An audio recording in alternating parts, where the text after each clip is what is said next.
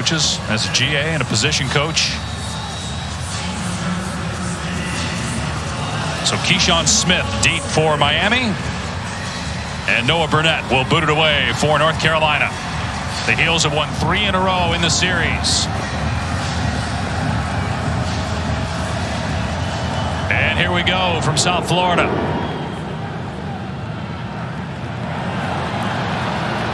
Smith across the 20. And fights hard, but goes down at the 27-yard line, brought down by Egbuna. Okay, so Tyler Van Dyke, top touchdown in our open, really struggling of late. Last 2 games, just 1 touchdown and 2 picks. On the season, only 4 touchdowns. No quarterback played better in college football last year over the final 6 games than Tyler Van Dyke, and those numbers certainly bear that out. And he was accurate, had great deep ball touch, total command of the offense, and the accuracy's been struggling. And Josh Gaddis, new coordinator, not on the same page with his quarterback. Henry Parrish on first down, getting the handoff, and no running room whatsoever. Kevin Hester and Cedric Gray on the tackle. Hester is in there for Raymond Vahasek, a 3-year starter at the nose position who's out with a shoulder injury. This is going to be the storyline of the game. Miami with Josh Gaddis coming over from Michigan. They want to run the football. Line of scrimmage type of team. And North Carolina struggled stopping the run all year. It's Parrish again. Try to cut it back into a wall at the line of scrimmage. Again, Cedric Gray, the leading tackler for North Carolina. So back-to-back plays that go nowhere for Miami. And it's a nice job by the safety coming up. Cameron Kelly, who's had a nice start to this season, forcing that ball back inside. You mentioned Cedric Gray. Him and Power Echols at linebacker have been so productive sideline to sideline for Gene Chizik in this defense. 3rd down and long, not where Tyler Van Dyke and this offense want to be. Miami, the last 2 games, 12 for 34 on 3rd down. Here's Van Dyke with time, slings it complete. An extra effort gets a first down across the 40 for Michael Redding. A gain of 16 to the 43-yard line. Well, it's a drop 8. Everybody's sitting back for North Carolina. It's just excellent by Redding after the catch. You see he's going to make that initial defender and Kelly miss. An excellent job getting upfield immediately after the catch. And a big conversion there to start this opening drive. Tyler, good accuracy from Tyler Van Dyke there, Dusty. Got the ball out of his hand quick. Those are confidence throws, right? Get in a rhythm, get confidence early. That's what he needs. And Redding with the second effort, getting the first down to help grow that confidence of his quarterback. Here's Parrish running right, and he is blasted after a gain of 2. That was Power Echols with the powerful strike. 2nd down and long.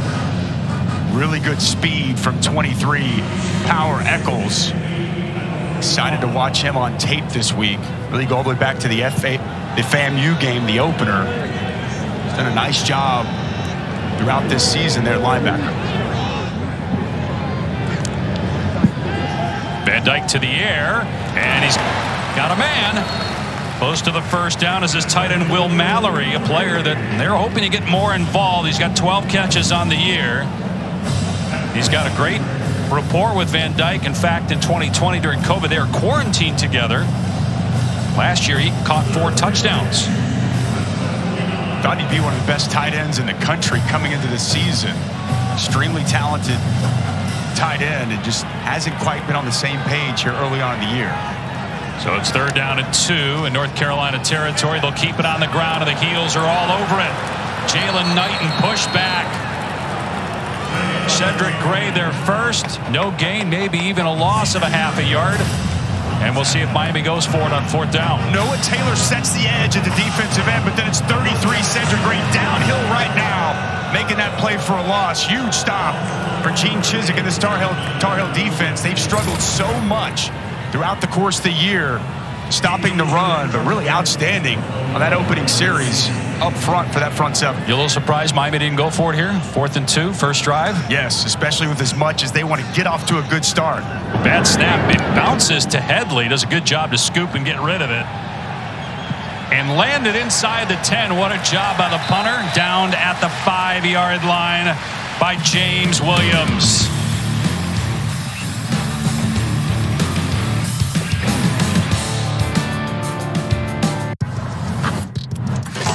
Check this Axe with 48-hour protection.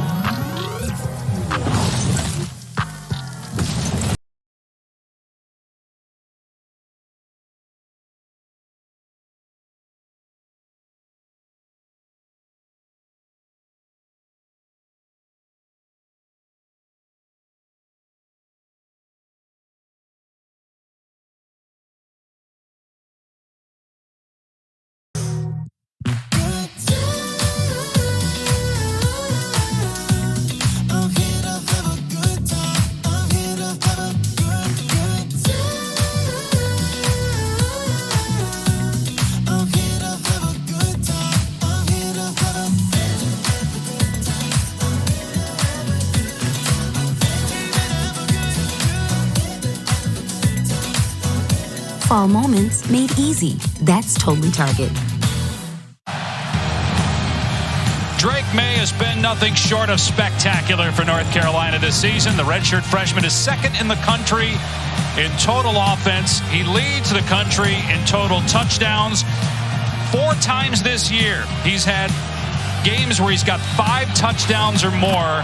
That's a season record at North Carolina. And this is game 6. Here he is from his end zone. Got a man down the sideline, pulled in by J.J. Jones. Took a shot from Williams, but hung on to the ball. Are they going to say no? He did not come up with it. Ball start. Offense number 3. After listening to the goal, goes down. Okay, didn't see the flag, so that will back them up inside the 5. Antoine Green a little bit early out of wide receiver. Great for North Carolina to have him back, but an early mistake really backing up this North Carolina offense. Gets their own end zone. Caleb Hood in the backfield got his first career start last week in a win over Virginia Tech, 41-10. Maye had 5 touchdowns in that game, 2 on the ground, 3 through the air. They're going to run it here. Hood gets out of the end zone and carries a defender out to the 7-yard line. Wayman Steed, it's a gain of 4. Dangerously close to a safety. Keep an eye on 56 for Miami all day long. Leonard Taylor. First step, so explosive and quick, sheds blocks. And Mac Brown even said to us yesterday, can we block 56? It'll be a storyline throughout this game. So second down and about 8, and Downs with the catch. Short of the line to gain. Josh Downs with his 23rd catch of the year. He's missed a couple games due to injury. 101 grabs last year. Josh Downs, such an outstanding route runner.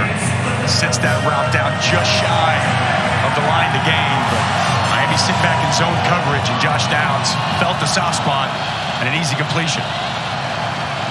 Quarterback run very much in play here. Yep, we mentioned the 2 rushing touchdowns last week. They do hand it off. Hood breaks a tackle. He got popped at the point of attack, but bounced right off of the defender, James Williams, and gets a first down, gain of 5 to the 19. Boy, I love this right here. James Williams, the big 6'5 safety, comes downhill, meets him behind the line of scrimmage. But Caleb Hood just brought a little bit more to the table. Physical run for a first down for North Carolina. Now some breathing room for this offense to operate. You talked about Maye's running abilities, averaging over 50 rushing yards a game this season, to go with 319 passing yards. They keep it on the ground straight ahead with Hood, and a gain of about 5 to the 25-yard line. Darrell Jackson on the stop. Miami so far this season, the strength of this defense been the run defense. Some early success here for North Carolina. Really trying to get the ball in the hands of Hood on the swing pass. He's dumped after a 1-yard gain. Kitchens on the tackle. So Caleb Hood, who had 19 carries and 2 catches all season, really involved here on this opening drive. And I get it, you've been backed up, so that's one of the reasons. We'll see if Maye starts to throw it downfield. 3rd down here. Drake Maye has been at his best on 4th down this year.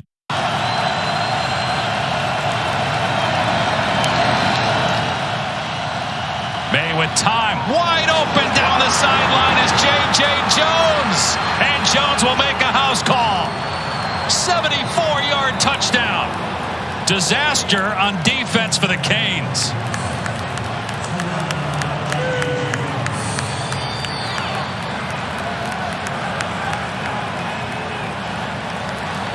And this is exactly what Drake Maye is capable of. Can absolutely shred you.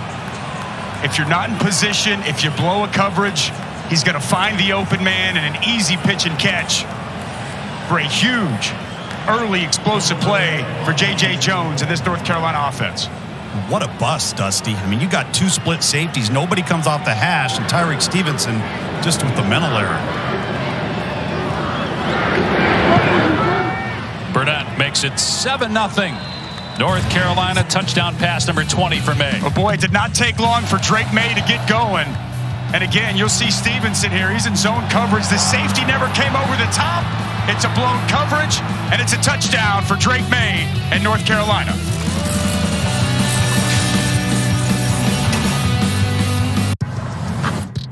Hey, yo, check this axe with 48-hour protection.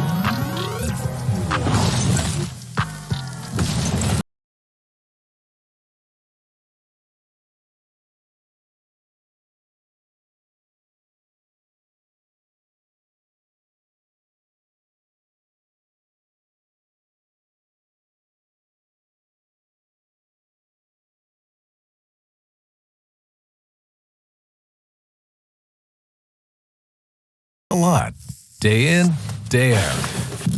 That's why Dove Men Body Wash has skin-strengthening nutrients and moisturizers that help rebuild your skin. Dove Men Plus Care. Smoother, healthier skin with every shower. ESPN College Football is presented by Sling, the TV you love for a price you'll love.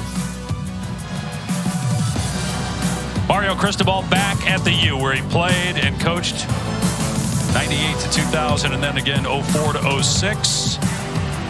Got off to a good start this year, winning their first 2 games in convincing fashion. Not so good the last 2, and a bad start here on defense. 95-yard drive by North Carolina season long. Again, giving up a huge play on 3rd down, a breakdown defensively, and an easy touchdown for the Heels. Take a 7-0 lead. Now Burnett kicking off for the second time to Keyshawn Smith. And this will skip into the end zone for a touchback. Miami will start on the 25-yard line. Coming up later tonight, our Saturday night football game presented by Capital One. Clemson on the road at Boston College. 7:30 Eastern, 4:30 Pacific on ABC and the ESPN app. DJ Uyunglele and the Tigers coming off a win over NC State last week. And they're in Tallahassee next week. And DJ bounced back, didn't he? We had him in the opener. Struggling, similar to last season. And, credit to Dabo Swinney and that staff sticking with DJ. The confidence is back and really playing some great football.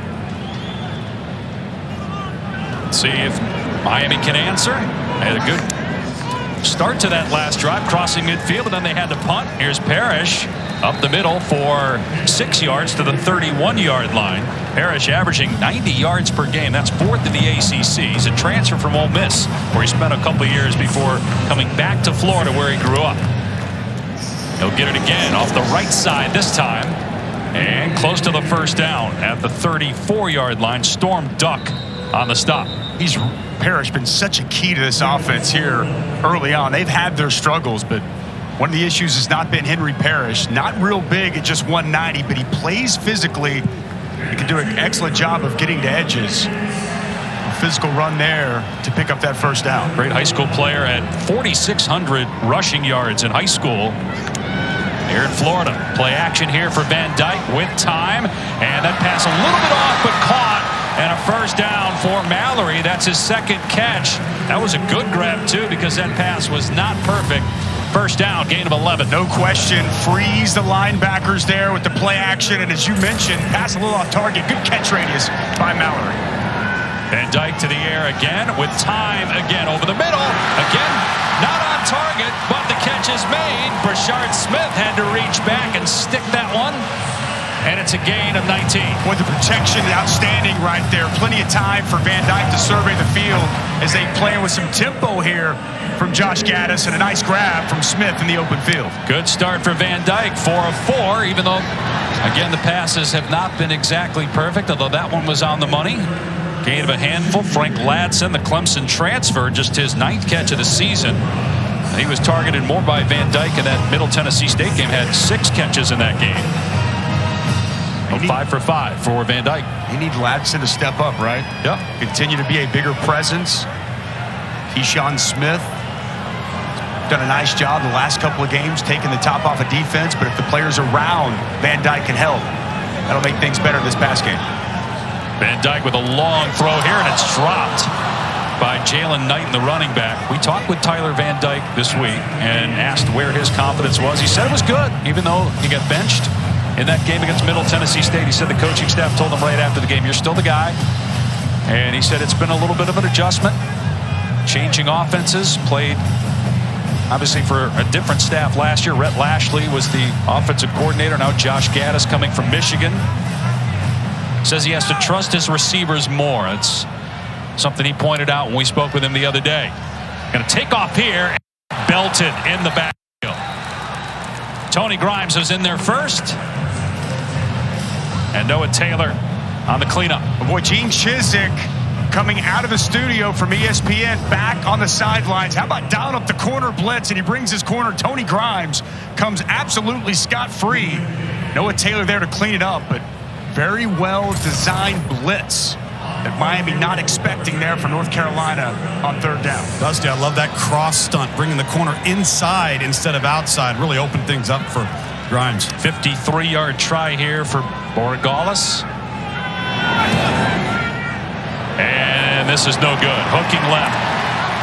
His third miss in 10 attempts this season. So despite Miami able to get into North Carolina territory rather easily, again, they come up with nothing. A missed field goal here, and it remains 7-zip UNC on the road. For Drake Maye, when you look at the players in the Power 5 over the last 15 years that through 5 games have 20 total touchdowns and at the most 1 interception. You've got Heisman Trophy winners, NFL players. 5 first-round picks. Not bad. Maye finds J.J. Jones, who caught the touchdown pass, gain of 5. Your question yesterday was great because you've been saying all week, this kid's got an NFL future. You've been so impressive. And you asked the North Carolina coaches, okay, guys, be honest. Did it really come down till the end of training camp where he won the job over Jacoby Criswell? And they said, absolutely. They said in the spring, it was back and forth. And then Maye eventually won the job in the fall. And he's just going to hand it off on a draw play to Hood, close to the first down. They're going to give it to him at the 45. Which I was shocked, to be quite honest. Yeah. You know, a lot of times coaches say, yeah, it was a quarterback competition. And they said Jacoby Criswell, if it would have been ended in the spring, he would have had the starting job. Right. But throughout fall camp, Drake Maye continued with consistent play to win this job. But they feel their backup, Criswell, has got elite arm talent as well. Nice position to be in the quarterback room. Maye moving to his left. That was a wobbly pass, got away from him, intended for Jones. And, you know, last year Sam Howell was the guy. Ended up being a 5th-round draft pick by Washington, so Maye didn't play a lot, only threw 10 passes. He did commit to Alabama. So there were a lot of schools interested in his services coming out of high school. He grew up just north of Charlotte. His dad played North Carolina. Brother Luke was on the basketball team, won a national championship in 2017. That's one of the reasons why he ended up coming to play for Mac Brown instead of going to Bama. Again, here's Caleb Hood out in space. Boy, they're really involving him in the run game and the passing game so far. Excellent job blocking on the perimeter. The 2 tight ends, Nesbitt and Copenhaver, securing key blocks to get Hood up the field. As he goes out of the game, unfortunate to see him right there. You know, they told us he's been pretty banged up. Thought he was really healthy here today, and keep you updated with his status. Yeah, that's big because he's got 6 touches already here in the first quarter. 3rd down and 2. North Carolina goes for it on 4th down as much as anybody, so you'd have to think they're in 4-down territory on the plus side of the field. And Hampton goes nowhere. So it's going to bring up 4th down and 2. And again, Mac Brown said he normally tells Phil Longo as soon as they cross, if it's 3rd down, or even if it's 2nd down, he might say this is 4-down territory, so call it that way. That was fascinating to listen to Mac yesterday tell us about how he's so analytically driven on 4th down. No decision here whatsoever. The numbers say go. Carolina's going to go. Maye 6 of 6, 4 touchdowns on 4th down this year. Just incredible numbers. And Maye takes off and gets the first down. He's still going inside the 30. And he didn't get down. He got clubbed out of bounds inside the 15-yard line by Kinchins and Stevenson. This is a huge part of their offense. 3rd and short, 4th and short, design quarterback draw. Nobody's there for the Miami defense, and a huge gain for Drake Maye as he hits the sidelines and takes the big hit. They run that play till the cows come home. They spread you out, open up space in the middle of the field, and then the athleticism of Drake Maye with a huge gain. 31 yards, but got to get down. He was holding his low back as he walked back to the huddle. Here's Hampton off the left side, breaking a tackle. He gets slammed to the ground by James Williams after a gain of about 8. Look at this play here at the end.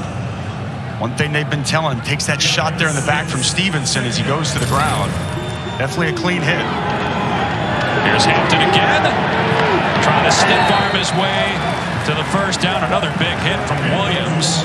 Corey Flagg also in there. James Williams, who from Fort Lauderdale, 5-star recruit, is on the Bednarik watch list coming into the season. 6'5", 225, kind of a hybrid, almost like a linebacker with the physicality that he plays with. Nice tackle there on the near side. He's their version of Isaiah Simmons when he was at Clemson. Swiss Army knife. Watch downs here. That trip side. On 3rd down and 5. Maye almost intercepted. It should have been. That would have been only the second pick.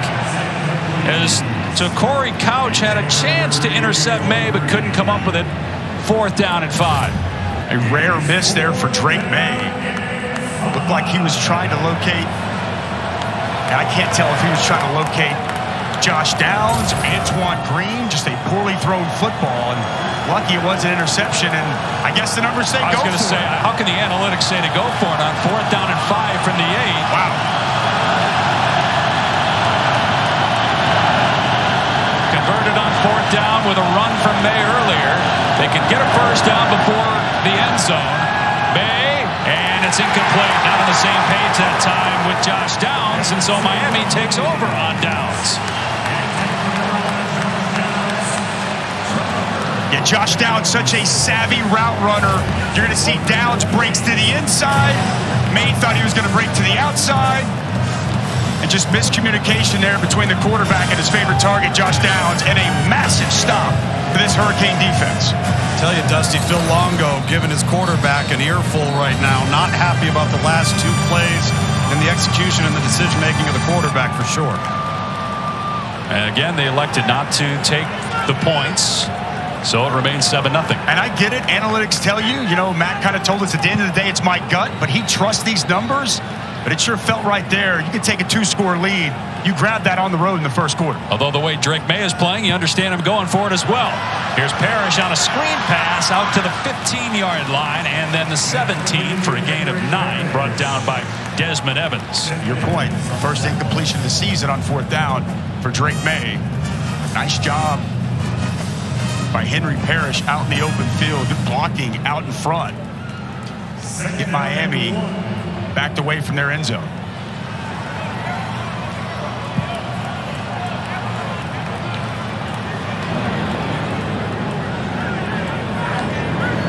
Van Dyke's going to hand it off again. Out past the 20, Parrish lowering the shoulder and getting a first down to the 25-yard line. Not afraid of contact. Henry Parrish able to move the sticks. Well, Giovanni Biggers going to have to get a little bigger there because, man, Henry Parrish lowered the boom and ran through that tackle in the open field.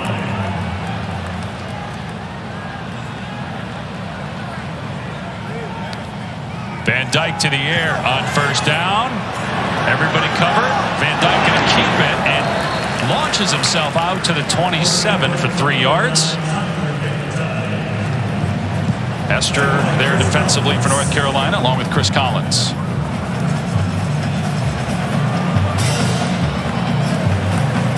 Final minute of this opening quarter.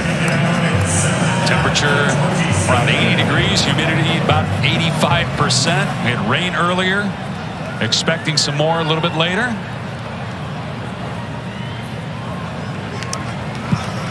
Play fake for Van Dyke with time, and has a first down as Michael Redding had a big play on the opening drive. Is open in the middle of the field for a first down. With a play-action pass, really freezing that second level of the defense in North Carolina. It's been really good protection throughout the course of this game so far. I got to tell you, Tom, I love what I'm seeing from Tyler Van Dyke. He is just, and I know a couple of passes have been off, but he looks very poised in the pocket delivering the football. And he's being decisive. He knows where he wants to go with it. He believes in it, but they need to start getting some vertical passing yards. They're lacking explosives. Just going to keep it on the ground here with Thad Franklin. And he gets maybe one, and that will end the first quarter. So North Carolina has a 7-0 lead on the road. Back to Miami after this.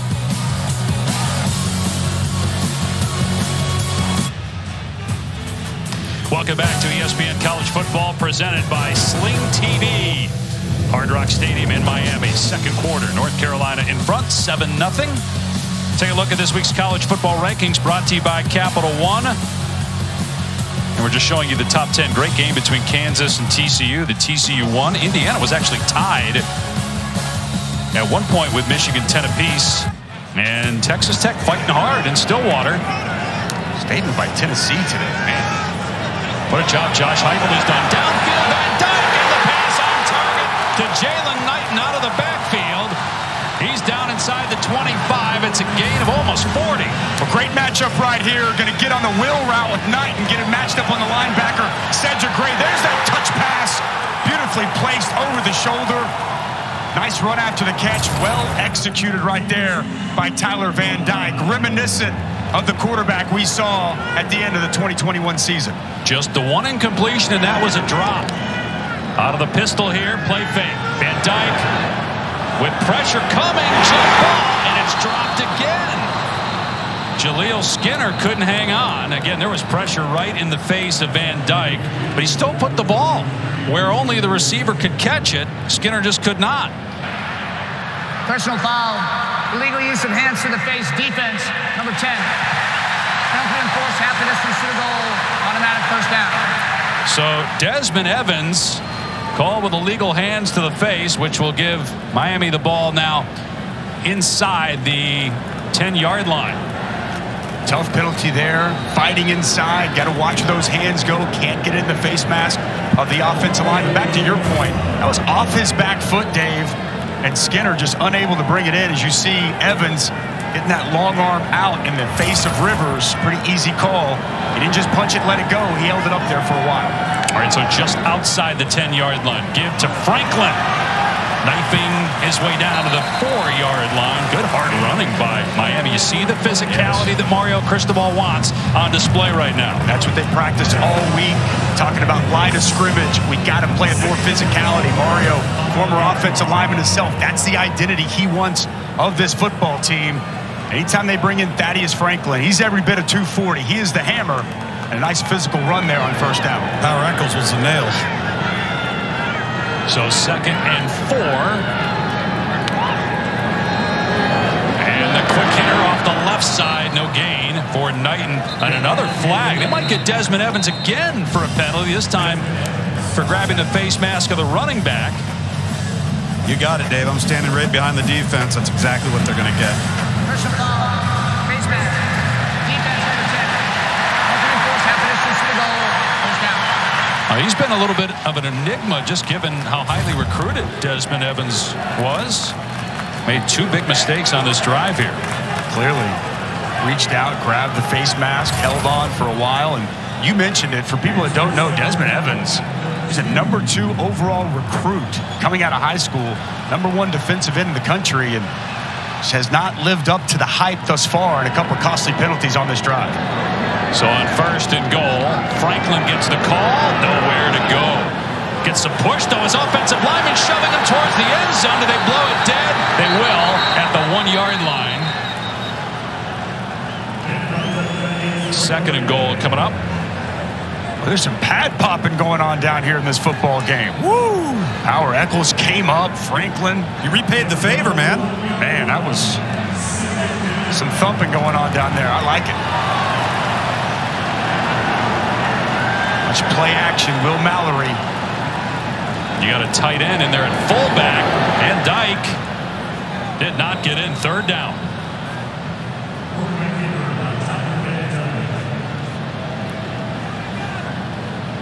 Rotating a lot of different running backs in here as they get close to the goal line. Franklin out, Parrish in.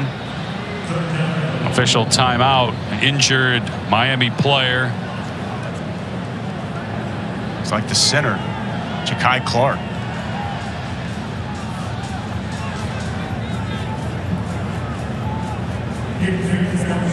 There's one thing everyone wants. We all want the incredible new iPhone 14 Pro now at T-Mobile. And T-Mobile gives you Apple TV Plus included. Get iPhone 14 Pro on us.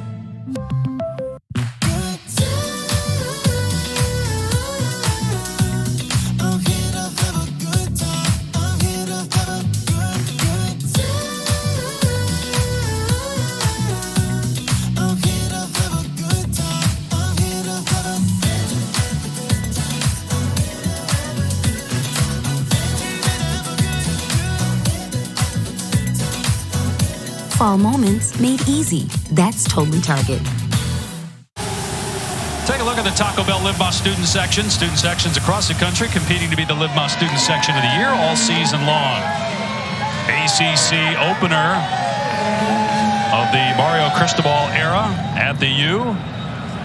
And they just lost their center, Ja'Kai Clark, to injury. So Jonathan Dennis, a transfer from Oregon, is in at center on this 3rd down and goal play from the 1. And great job at the point of attack by Miles Murphy to trip up Parrish. It is 4th down, and they lost a yard on the play, it looked like. Wow, huge play. Miles Murphy kind of been hobbled some, working through an ankle throughout the course of the year. Preseason, all ACC type of guy they thought was going to have a huge impact. And a big impact right there on the goal line. Nice penetration to create that TFL. And they just got another offensive lineman injured. This is the right guard, Justice Oluwaseun, who is shaken up. They just lost Clark, the center, and now the right guard is down.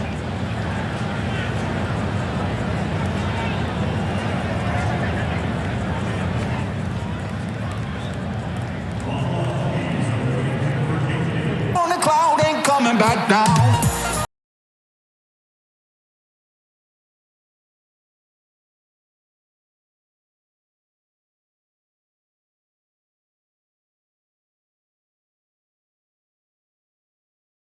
Every field goal and extra point made by participating universities by making a donation to the university's General Scholarship Fund. Thank you, Allstate.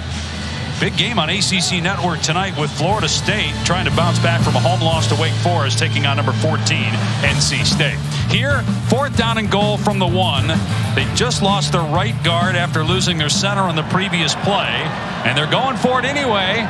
And it's Van Dyke throwing, and it's incomplete. He was trying to hit his tight end Mallory. And so the Canes turn it over on downs.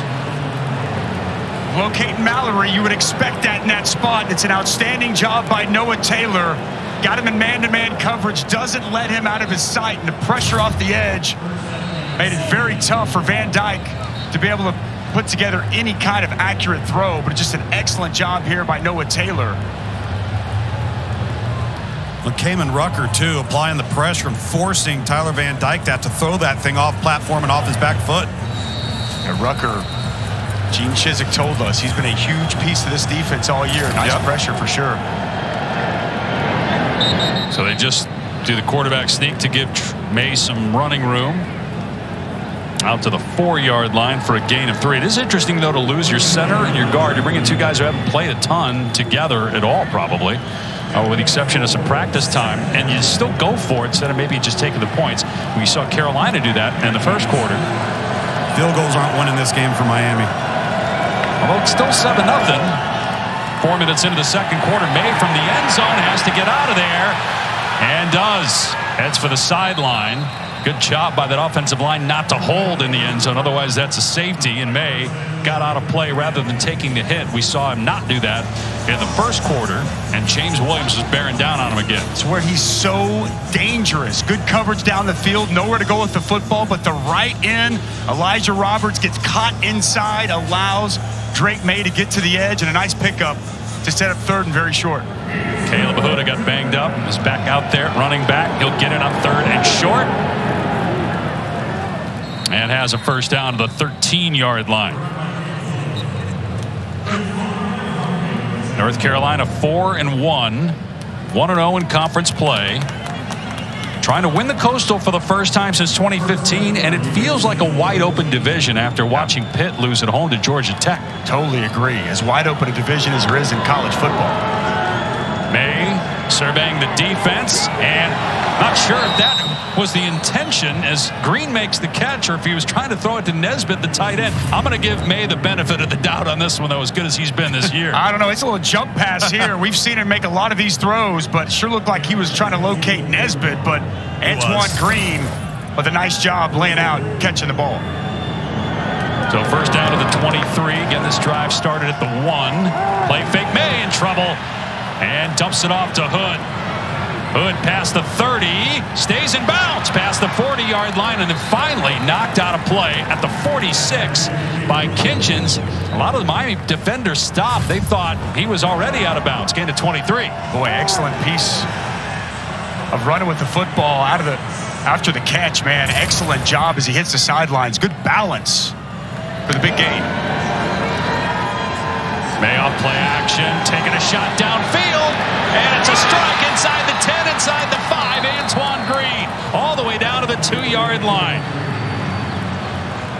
44 more yards for Drake Maye. What a beautiful throw. Wow, an absolute laser from Drake Maye to Antoine Green. I mean, as well as you could possibly throw it. No safety help over the top. Stevenson can't stay with Green. And a perfect strike from Drake Maye once again. Antoine Green back in the lineup changes the game for this Carolina offense. So lethal down the field. Collarbone injury earlier in the season, missed the first 3 games. Maye to the air again and just throws this one away.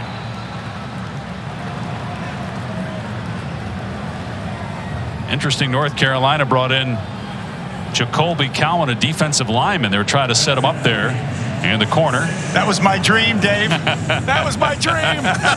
I can assure you, Cowan, when they called that play, he had to get really excited. It was well covered. Good move by Maye just to throw out of the back of the end zone. But, man, you're a D lineman. You get your number called. Whew. If you were on the 85 Bears instead of the 05 Bears, you would have got like the French. You'd have gotten a chance down on goal line. I can dream, Dave. I can dream. Hampton drilled at the 1-yard line. Second effort, though. And they're going to mark him short. Well, I don't know. At about the half-yard line. I thought he got in as well. Big hit by Keontre Smith. Didn't wrap up, though. I don't think that this is going to be a touchdown. Excellent job fighting through that contact. Ooh, we'll see. I guess that knee did slide down. Where was the football, though? Ball looked like it was over. Well, I tell you what. Omarion Hampton, he is a one-cut downhill type of running back as he's holding his wrist, but the true freshman, that plays under further review. He hits it downhill as hard as anyone you'll find. They actually were telling us from a vision standpoint could maybe continue to grow and improve, but very physical run. As you mentioned it, Keontre Smith meets him at the line of scrimmage, him and Corey Flagg, but he bounces off of it. Let's see where his knee's down and that football is at.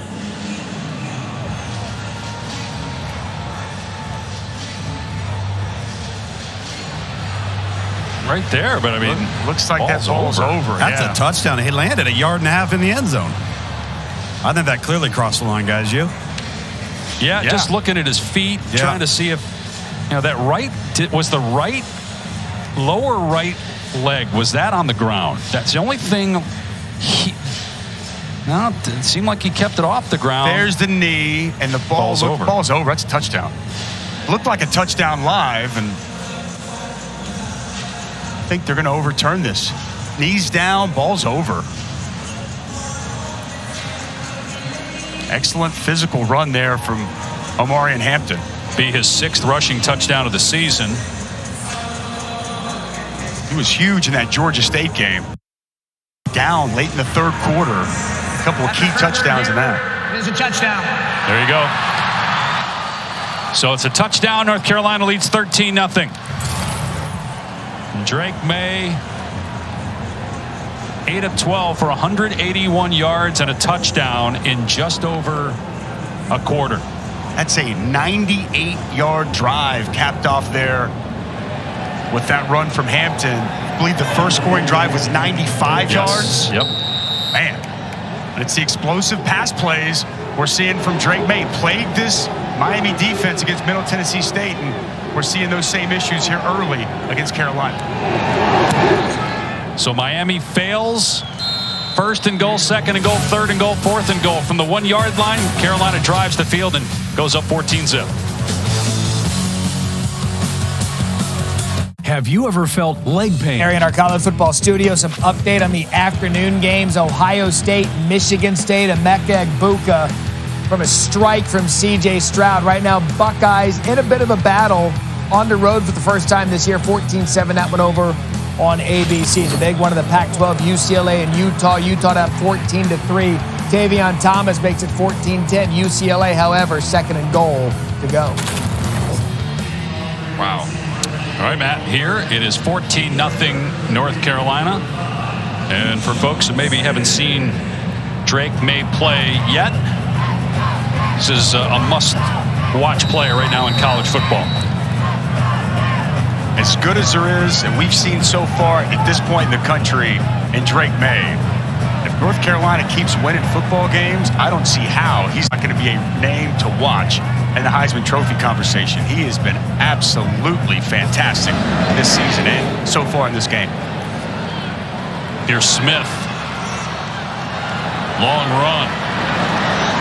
And dumped at the 24. Against Middle Tennessee State a couple weeks ago, Miami gave up 238 receiving yards. Let's look at our who's making the connection, brought to you by Cintas. Well, I'm going to tell you what, it's Drake Maye. And the first time, as you're going to see, recognizes cover 2. Safety doesn't get over the top, and he finds J.J. Jones for a big strike and a touchdown. Later on, man-to-man coverage, no safety help, and it's to Antoine Green on an absolute dime to him.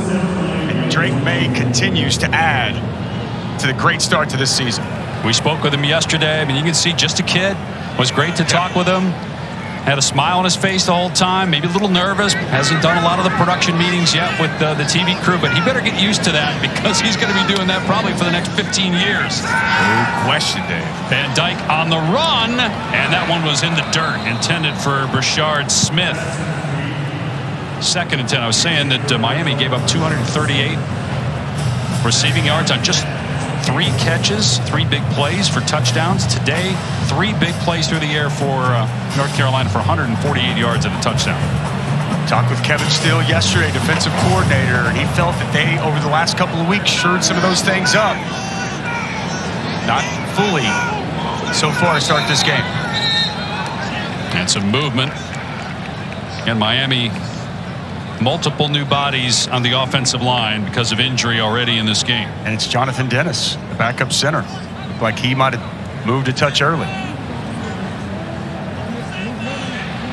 False start. Offense, number 56. It's 5-yard penalty, 2nd down. Replace a redshirt senior and a 4th-year junior with 2 redshirt freshmen, Dusty. You're bound to have a couple of snafus here early. Yeah, no doubt. Veterans for young guys, or talented young guys, both Dennis and Sangapolu followed Cristobal from Oregon. But Van Dyke 1st and 15. Out past the 25 as Ladson gets drilled by Travis Shaw at the 28. So get a big chunk of it back. 3rd and reasonable. It's an important 3rd down right here. I mean, look, you don't want to put that North Carolina offense back on the field this quickly already with a 2-touchdown lead. Miami needs to find a way to convert this 3rd down. Will Mallory up top, working out of the slot. Always a good choice in situations like this. On 3rd down and 6, Van Dyke with time. Deep throw to the tight end. And Mallory able to hang on. Great catch downfield despite Will Hardy, the safety, trying to pop it out. 32-yard gain. And you mentioned it, the true freshman Will Hardy, and that's just a matchup disadvantage. The size of Mallory too much. Right up the seam, nice strike on 3rd down. Quality job adjusting to the football there by Will Mallory to make that catch. 5th-year senior from Jacksonville, 3 catches already and 12 on the season coming in. Miami again in North Carolina territory. 4th time today, but no points to show for it. Van Dyke steps up, takes off. And down he goes at the 37-yard line. Power Eccles was coming in for a huge hit. Van Dyke was able to get a couple of yards. Well, I got to tell you, Tony Grimes got away with one right there. Tyler Van Dyke wanted to hit Frank Ladson on a deep corner route. Grimes kind of got a little hold of him. No flag drawn, though. Van Dyke couldn't throw the ball, just trying to get what he could get. 2nd and 7. Inside the 40-yard line. Another pass play. Van Dyke wide open. Making the catch is the true freshman Skinner. Inside the 25 and out of bounds after a gain of 16. 3rd catch on the season for the true freshman. This is a name to keep an eye on. 6'5", 210. Now he's lean, He's got a big frame, huge catch radius. You see the athleticism after the catch.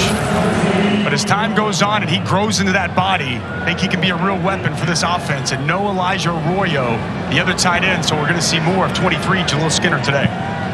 He's got a chance to be a really, really good football player. Just needs to put some rocks in his pocket. Van Dyke over the middle. It's caught inside the 5, and it's a touchdown for Keyshawn Smith. Miami's finally on the board.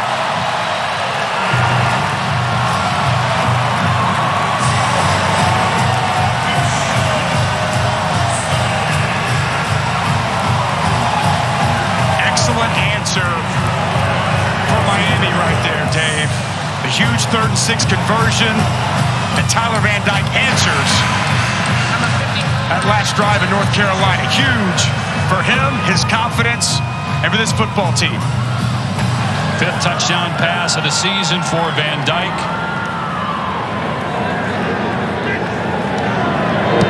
And the point after makes it 14-7, North Carolina. Little play action pass, going to free up the middle of the field. And Keyshawn Smith, the best of these wide receivers for Miami. No middle of the field safety.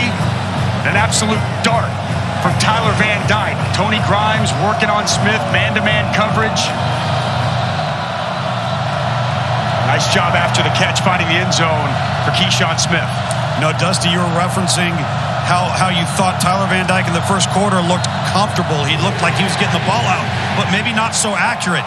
That series right there is the most accurate we've seen him in 2 to 3 weeks. It was interesting, too, in talking with the coaches, that they thought that, there's a comment he made about that was construed as negative towards the home crowd. And look, this is not a great home environment here at the stadium. They don't fill it for the games, and he talked about playing at A&M and how that gets your juices going. And, there's some articles written, and the coaches said, that got to him. Shook him a little bit. He took it hard. Yeah. And it's taken him some time to get out of that. And clearly the bye week was beneficial for him. And the start to Middle Tennessee State, right? 2 interceptions in the first 3 plays. It was a disastrous start, and I agree with you, Dave. It's a great point. That bye week came at a perfect time for this team and a perfect time for Tyler Van Dyke. Kick off your Sunday with NFL Countdown, 10 a.m. Eastern on ESPN. We're going all access with Micah Parsons and Aaron Donald. And then on Monday Night Football, Patrick Mahomes and the Chiefs against the Raiders, 8 Eastern, 5 Pacific, ABC, ESPN. ESPN Deportes as ESPN Plus. Our coverage starts with Monday Night Countdown at 6. With Patrick Mahomes, he's answered some questions this year, hasn't he? A lot of people thinking Josh Allen and some other quarterbacks surpassed him. Made quite the statement to start this season. Without Tyreek Hill, who's playing here in Miami, yet that offense doesn't skip a beat.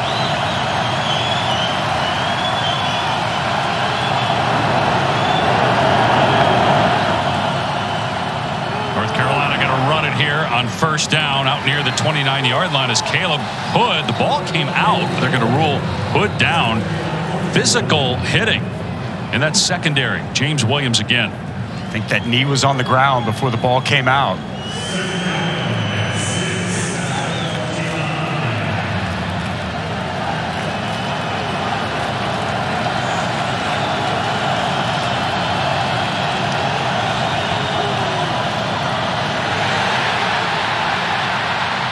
And welcome to Miami. Dave Pasch, Dusty Dvorak, Tom Luganbill. The Miami Hurricanes trying to win their conference opener. Trail 14-7 to North Carolina, and a must-see quarterback, Drake Maye, for the Tar Heels. 200 passing yards already and a touchdown. He'll be in the Heisman Trophy conversation if he keeps this up. A dump off to Caleb Hood out to the 41-yard line for a touchdown. Maye has engineered 2 drives of 95 yards or more already in this first half for UNC. And he's been stellar making plays, especially the accuracy and anticipation down the football field. But moments ago, a huge drive for Tyler Van Dyke in Miami to get back in this game.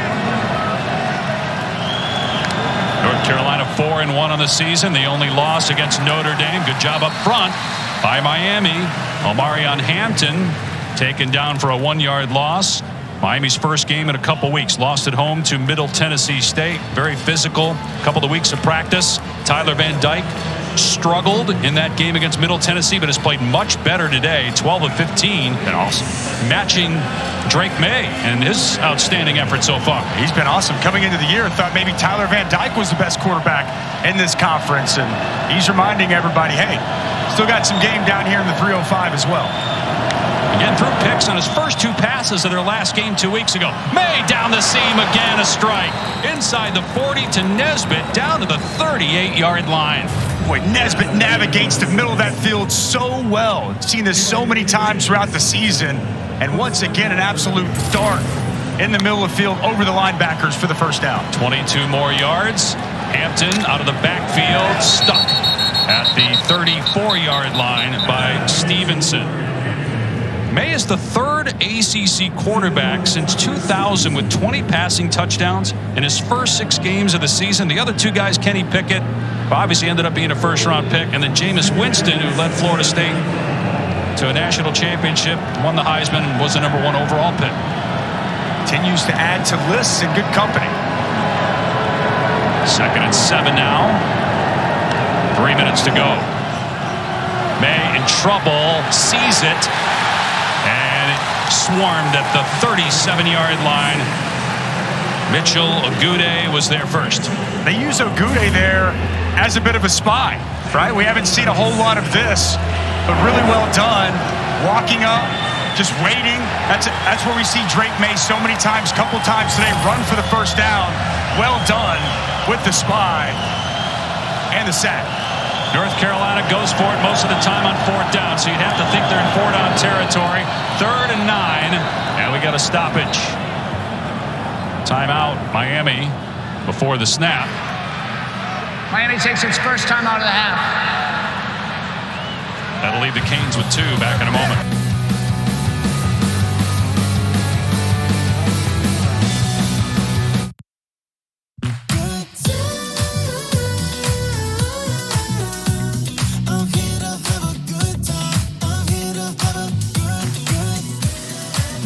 Halloween fun made easy. That's totally Target.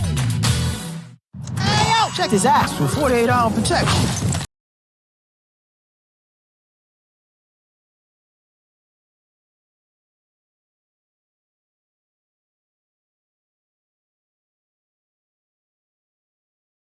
Jones, a breakdown defensively by Miami led to that long touchdown. And then Omarion Hampton with a rushing touchdown. Great second effort to make it 14-0. And then Van Dyke bouncing back for Miami, hitting Keyshawn Smith to cut the lead in half. And now North Carolina faced with a 3rd down and 9 at the 37 of Miami. Maye, ball is tipped at the line and incomplete. 4th down. Again, we talked about North Carolina likes to go for it. Be about a 55-yard field goal from here.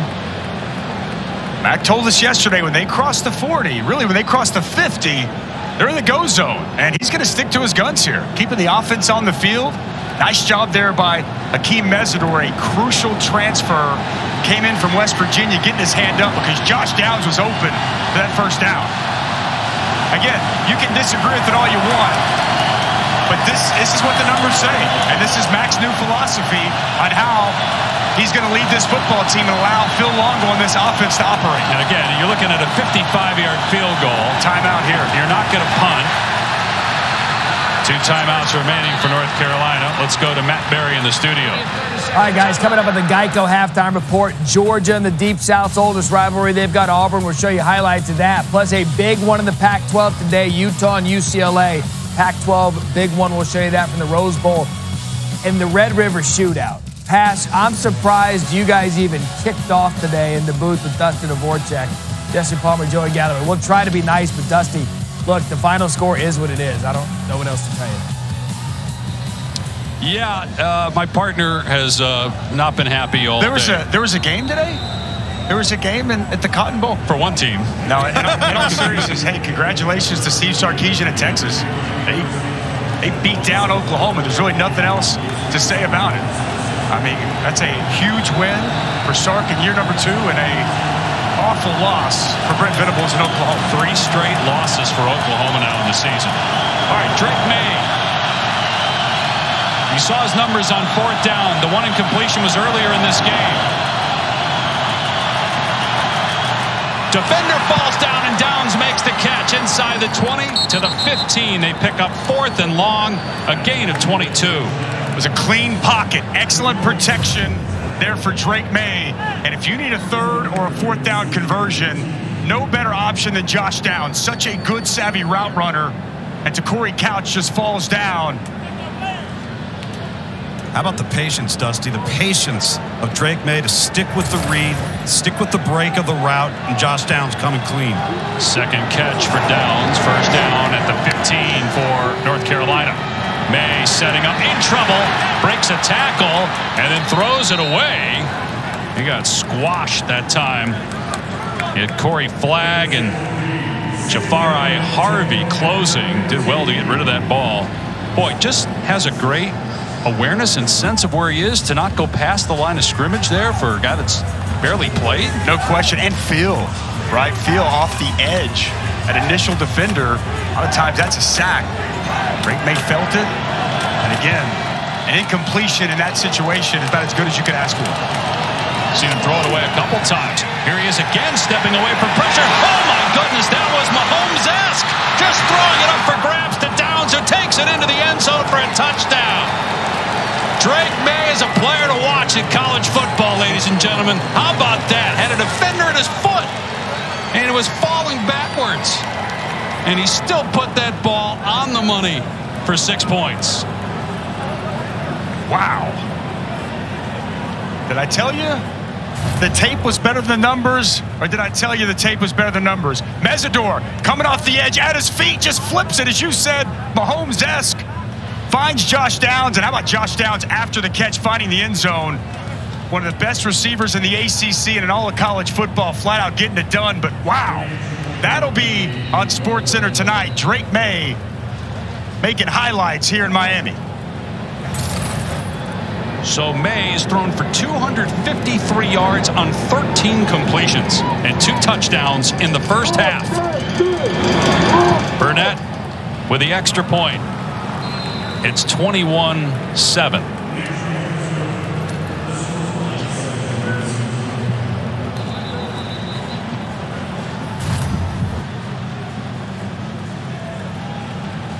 Look at this. Unbelievable. I don't think it's exaggerating to say that that's a play that you don't see made very often. And we've watched enough of them to know that that's not an accident. Like, that's not a hope throw. No. I mean, that was skill. That wasn't just chuck it up there for grabs. That was incredible. No, can't wait to watch more of this kid. He's confident back there. You know, the pressure doesn't get to him. Just an incredible job out there and what he's done all season, and then again highlighted here today in this swampy atmosphere we have in Miami. Dusty, I just think it's so rare to see a young player. Again, he had 10 attempts last year that shows such awareness and poise and confidence, along with the skill set he's got. The coaches were raving about him yesterday. You've been talking about him all week. This is somebody that, again, if you're a college football fan, you watch a lot of games and you haven't seen North Carolina play, it's appointment viewing. 100%. There's not a throw that he can't make. There's not a situation that he can't deal with.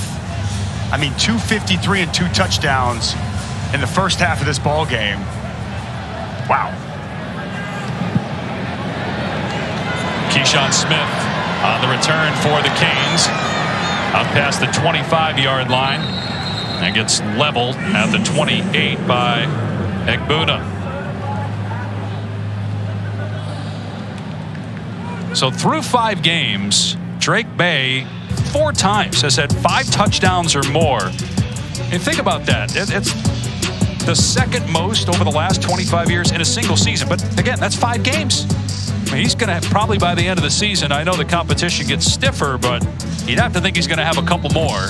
He's already got 2 touchdowns almost halfway there in this game.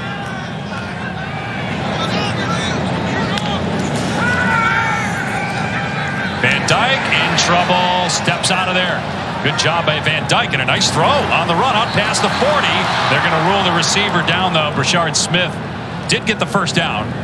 1:16 to go. Clock will stop to move the chains, and 2 timeouts left for Miami. A nice job moving to his left, locating Brashard Smith. He also had Ladson open, receivers working back to their quarterback. And look, Drake Maye's been great, but Tyler Van Dyke's been exceptional in his own right. I love the bounce-back performance we're seeing from him. would be massive if he could put points on the board here before halftime.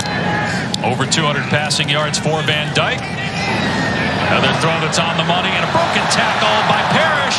Out of bounds at the 46-yard line. Again, Miami in Carolina territory. Gain of 15. I had the Miami spring game, and Josh Gaddis, the offensive coordinator for Miami, told me that Henry Parrish is like a Swiss Army knife because he's got power, he's got speed, he catches the ball well. You see those good, strong hands and the ability after the catch in the nice game.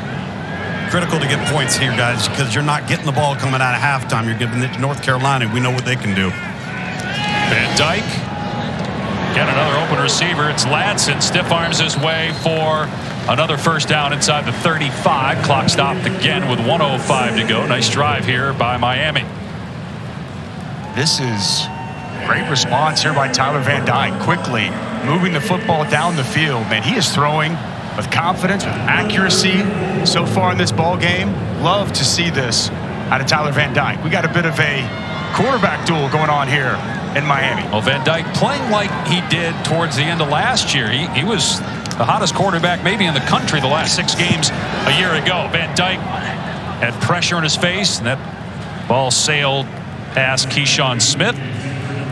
Grimes in coverage downfield. You think about what Van Dyke did, ended up being the ACC Rookie of the Year. 300 passing yards and 3 touchdowns in each of his final 6 games last year. But the team didn't get off to a great start. He struggled, but he told us the other day his confidence is strong, and certainly believe him after watching him play in this game. Does not look like the same guy we saw a couple weeks ago against Middle Tennessee State. Play fake here. Van Dyke in trouble and does well to get out of there. Make sure he got outside the tackle box before Cedric Gray could get a sack. And attacking the right side of that offensive line. Remember, starting guard is out, and they blitz right in that spot with Cedric Gray. Comes completely scot-free. A breakdown in pass protection, and Tyler Van Dyke just has to slide away from that pressure and throw the ball away. Nice job by defensive coordinator Gene Chizik attacking the youth right there in that offensive line.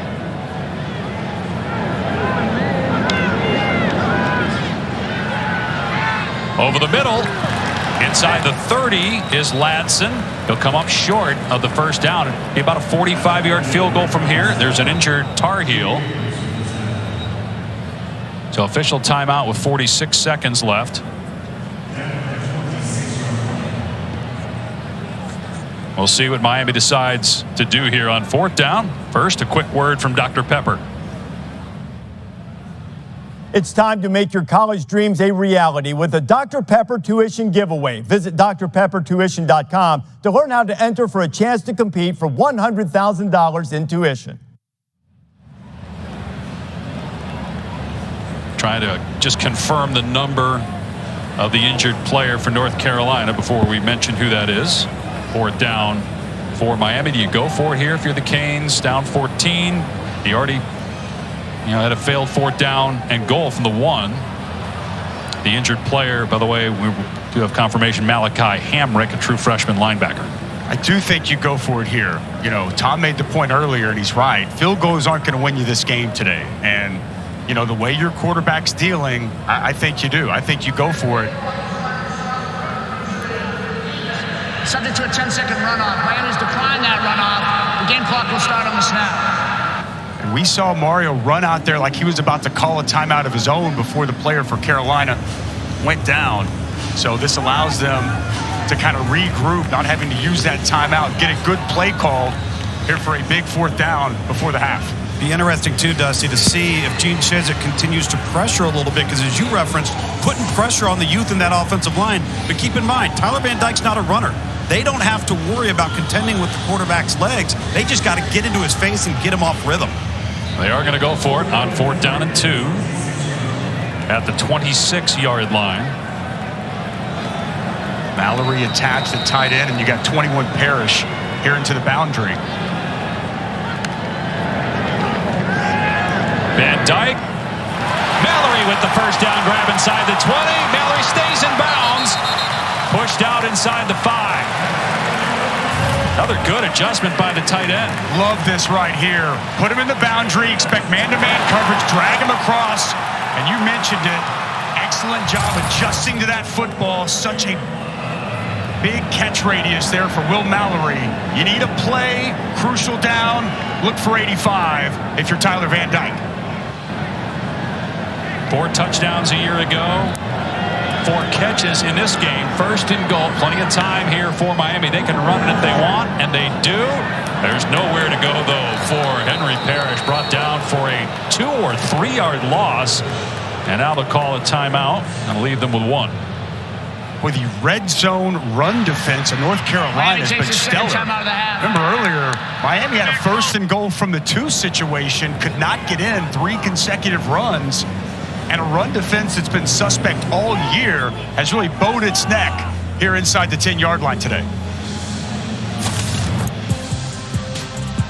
Both quarterbacks have been outstanding. Both over 250 yards passing in the first half. It's the conference of quarterbacks, Dave. Saw a similar showing earlier this year in Wake Forest. DJ Uiagalelei, Sam Hartman, who we saw a week ago, has just been fantastic. The ACC, man, we were talking with Commissioner Phillips before the game. He's excited. A lot of people excited about where the ACC is at this year, and a big reason why.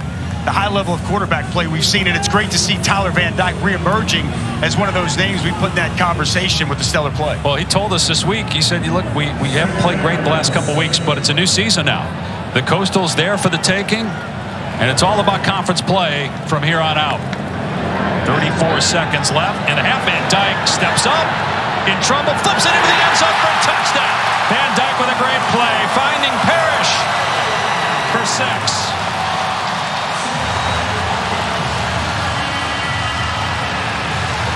What a response. What an answer by Miami. Not going out without a fight. This is a tough team. Off the bye week. As you see, Tyler Van Dyke said, Drake Maye, you want to do that? Well, I'll show you this. A stiff arm of Miles Murphy. And he locates his running back in the middle of the end zone. Excellent job by Henry Parrish, finding the open grass and completing the touchdown. You saw somebody's shoe go soaring into the air in the picture there. Not sure whose that was, as the extra point makes it 21-14. Van Dyke 6 of 8 passing on that drive for 75 yards and a touchdown. And Tyler Van Dyke.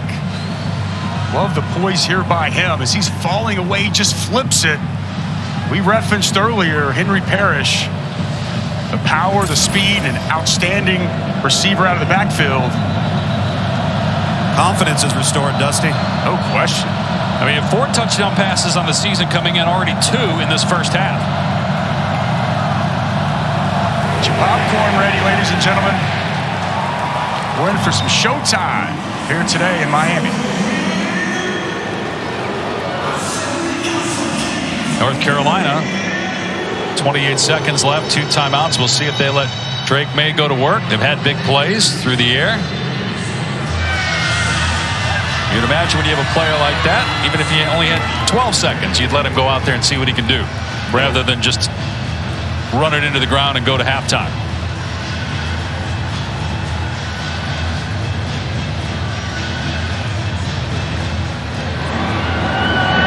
Hampton is the return man, and going to save time here by just signaling for the fair catch. Saturday night football game presented by Capital One on ABC tonight. It is Clemson, ranked 5th at Boston College. Has not been a great year for the Eagles. Maybe they can pull the upset tonight, shake up the ACC a little bit. Boston College had a kind of a surprise win last week against Louisville. See if they can try to pull the upset tonight. I don't really see it, man. I thought Clemson's hitting its stride. That was an impressive win they had on the road at Wake Forest, coming back, winning that game, flexed on NC State last week. It just seems like that team figured out on both sides of the ball. When we talked to the Clemson coaches before week 1, we had them. They talked up DJ Uiagalelei, how confident they were in him. It was his team, and boy, so far it's played out that what they said was accurate. As Maye over the middle, and it's picked off at midfield by Smith. Miami ball with 21 seconds left and a timeout. Rare mistake by Maye. Just his 2nd interception of the season. Well, this is so well done by Keontre Smith, the linebacker. And remember, he's a former safety, so he's got very good pass coverage skills. Knows that they love to work that seam route, the inside of the field there with 18 Nesbitt. And Smith is on him, gets inside. An excellent position to complete that interception. Extremely well done by Keontre Smith. And Dusty, I'll tell you, the two no-nos in quarterback play, right? Don't throw late to the sideline, and don't throw late down the middle of the field. When Drake Maye patted the ball once, that was not good because you knew he was going to be late down the seam. And that's film study too, right? And we saw it earlier in the game. Again, Nesbitt, that's exactly where he likes to roam and he likes to work. Keontre Smith, he felt that from the jump. See if they let Van Dyke spin it here. He's got the hot hand. They will on first down. Stepping up, Van Dyke gonna run. Takes him a while, and he gets out of bounds. 8 seconds come off the clock. What are you trying to say there? I just said it's getting there, Dave. It's getting there. It's just trying. Trying, man. Those long strides. Saying that you could do it faster? Well, I'm 50. I would hope not. I saw you in the gym today. It looks like he's running in quicksand. This would be so big, guys, if they could get any points here. Huge. It was a 14-point game with under 2 to play. If they could cut this thing to a 1 score, it'd be huge. Still had that timeout. And the catch is made and out of bounds, stopping the clock with 9 seconds left. Michael Redding be about a 50-yard field goal from here. Andres Borregales is long. 48 on the season. He missed a 53-yarder in the first quarter. Obviously, it's already a 1-score game, but if you could get it inside of 7, just would be a huge turnaround before half. How about the strong hands there by Redding? Ball outside of the frame. Strong hands as he gets out of bounds. Second quarter taking an hour of real time. Van Dyke over the middle. Clock will stop on a first down, and he did get it, so the clock will stop. They also have their timeout. They're going to call it. Yep, because it would start on the ready for play, and they never would have gotten up there to spike it in time. So they'll bring on the field goal team. Much more reasonable shot here. Borregales nailing this one, and 53-yarder sailed wide left in the first quarter. His brother Jose won the Lou Groza Award 2 years ago. This is going to be a 38-yard try. The kicking team has changed his number to number 62. 55 to 62.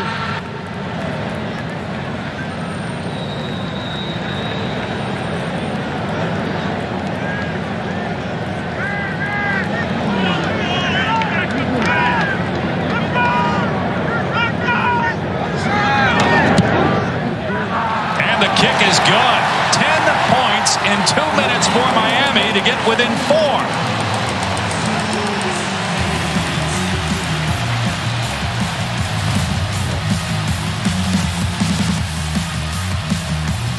So the interception by Maye leads to 3 points for the Hurricanes. 21-17 Carolina. The Tar Heels will. We are in for an absolute shootout here in the second half. It's so interesting because going into the season, nobody was talking about Drake Maye. Everybody was talking about Tyler Van Dyke. Then after 4 games, people were starting to dismiss Van Dyke, and Drake Maye was getting all the love. Both, though, were great. Although Maye made a mistake at the end of that first half that led to 3 points for Miami. Carolina will get the ball to start the second half. Hampton on the return for the Heels. Able to slip a tackle at the 12. And Hampton's got some room down the far sideline. Knocked out of bounds by the kicker. Borregales at the 35. Let's take a look at exactly what we were talking about. This throw right here was just silly. Falling down, 3-quarter, finds Josh Downs, and he's able to do the rest. And then Tyler Van Dyke said, okay, you want to do that? I'll come do this. As he responds in the next drive, little stiff arm of the 300-pounder Murphy, and he finds his running back, Henry Parrish, in the end zone. The numbers say it all, Dave. These two guys were very good in the first frame of this ballgame. And we'll see how Drake Maye responds now from just his second interception of the season. And the first one was a mistake made by an official. There was a holding call that they didn't catch. In trouble is Maye, and down he goes, sacked back at the 31-yard line by Harvey. Wow, Harvey and Mesidor off of each edges, nowhere for Drake Maye to go with the football. Just really good hands by Harvey as he's going to beat the right tackle, Rowland. gets to him, and down goes Drake Maye, a quarterback sandwich on the opening play of the second half. To a loss of 4.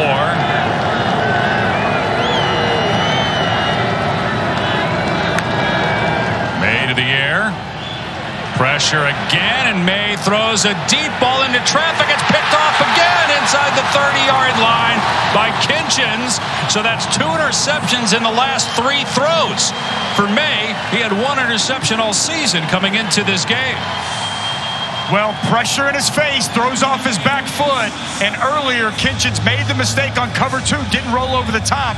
This time playing center field safety, reading the eyes of the quarterback, and an excellent job to get a takeaway on the second play of this half.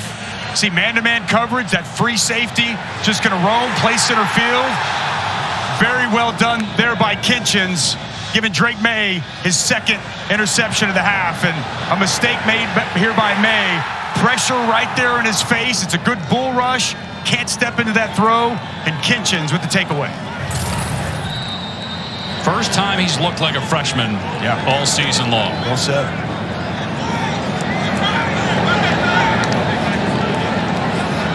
Miami comes back with a run game between the tackles, and it's Parrish for about 5 yards. Let's bring in Tom from the field. Hey, guys, just watching Miami on offense here, talking to Mario Cristobal. One of the things that we had talked about coming into this game was narrowing down the playbook, simplifying, making sure you're doing things that he is comfortable with. Now he's more on rhythm. He's more confident. He's throwing with playbook just so he's the most comfortable. It's about building the offense around the strengths of your players and masking their weaknesses, and you're seeing that through performance right now. 2nd and 5, Luke's. And Van Dyke will throw it for the first time this half. Over the middle, close to a first down is Brashard Smith. Looks like he'll be just short. Howard Eccles on the tackle. Had a good conversation with Tyler Van Dyke this week after getting benched. He said the coaches told him, despite being replaced at halftime, that he was still the guy. And he said his biggest thing was he just needed to start trusting his receivers a little bit more, and we're seeing that today. It doesn't look like he's being hesitant at all. He's spreading the ball around the field. Doesn't seem to matter who it is. He's just finding the open guy. Expect Parrish here. Little half roll and an on-target throw for a first down to Smith past the 40-yard line. And loading up there to stop the run. North Carolina coming into this game thought that would be the biggest key. Can we stop the rushing attack of Miami? But it's been Tyler Van Dyke in this passing game. Nice job there by Josh Gaddis, getting Tyler Van Dyke on the move, and a nice easy throw in rhythm to move the chains. Now they'll run Parrish, and he's swallowed after a gain of 1. Nothing there as Desmond Evans gobbled him up. So Van Dyke now over 300 yards on the day already, and 82% completion percentage. Again, starting to look like the guy that finished the last 6 games last year playing better than maybe anybody at the quarterback position other than Bryce Young. 3 touchdowns each of his final 6 games of 2021. Long throw here, and looked like the receiver was fighting that one. Redding just couldn't come up with a catch. Just falls down out of his break. Timing route there. Redding couldn't keep his feet. That ball was in a good location. Just Redding bad footing there as he stumbles out of his break. That's an NFL throw, Dusty. That ball was on a frozen rope from about 35 yards away. See what he does here in 3rd down and 9 after the drop. He's perfect on 3rd down so far. 4 of 4.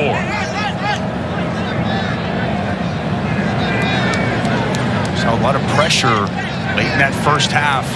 Gene Chizik, defensive coordinator, play a little more coverage here. Pressure in his face.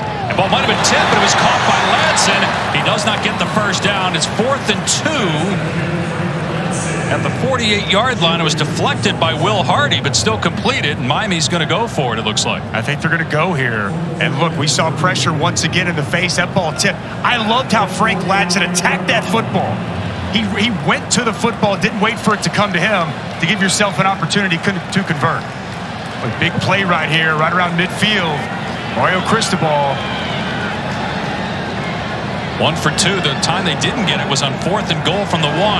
Van Dyke in trouble, hit and sacked, and a turnover on downs. DeAndre Boykins from the secondary with the hit. Again, Gene Chizik dials it up. Boykins is safety right off the edge. Line slides left. Nobody gets the blitzer.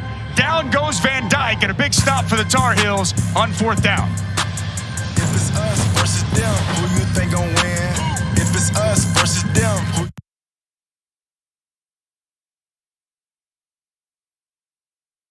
ESPN College Football presented by Sling TV. This is by far the most adversity. It's really the only adversity that Drake Maye has faced since winning the job in fall camp, throwing interceptions on his last 2 passes after 1 interception all season long. Now, they didn't lose a game, the Notre Dame, but he played well in that game. They take over on downs in Miami territory, and they'll run it. Caleb Hood, who made his first career start last week and had 7 carries in that game, has been very active, especially in the first couple drives of the game. That's his 8th carry. He also has 4 catches. The other point to make, how about that stop by the Carolina defense? You know, turnovers are great if you get them defensively, but what does your offense do with them? With Carolina getting off the field, the interception doesn't hurt. Maye's pass, and the DB tried to jump that. Morales with the catch inside the 30, gain of about 13 to the 28-yard line. Nice hook up there by Kamari Morales. Nice job sitting down in front of coverage. Back to the rushing attack. Big hole inside the 20. Hood inside the 15. It's a 15-yard run for Caleb Hood. They love the counterplay in this offense. Really well done by 63, the left guard, Edmund Thomas. Nice kick-out block. Open up that hole. This time Hood is dumped at the point of attack. No gain on the play. Jared Harrison Hunt in there defensively for Miami. And Miami came into this game 11th in the country in rush defense. Got some veteran coaches on that side of the ball with Kevin Steele as the coordinator. Charlie Strong as linebackers coach and co-defensive coordinator. Roderick Wright, the DN's coach, the national champion in Texas. I bet he's smiling from that win today. Hood again somehow got underneath a tackler, made it to the 10, gain of 3, 3rd down and long coming up. Nice job lowering the pads and keeping the legs moving for Hood. That was Smith grabbing the legs of Hood and get him down there. A lot of room running in the middle. A big 3rd down here for Kevin Steele in this defense. 4 for 7 on 3rd down today. And again, based on what they've done so far in this game and all season, it's been 4-down territory. For Josh Downs in this trip set over here. Maye pumps and sacked at the 21-yard line. Corey Flagg was back there first for the Hurricanes. 4th down. And now North Carolina will bring on the kicking team. Yeah, delayed blitz, and he looks over at Josh Downs, elected not to go there. And Flagg on the dog blitz, he gets home. Drake Maye never saw him, and a big stop for the Hurricane defense. Because you had to think that Carolina would have gone for it if there was just an incomplete pass, based on what we've seen so far in this game. So that's a win for Miami. Even if Carolina makes this, it's still a 1-possession game. 38-yard attempt for Noah Burnett.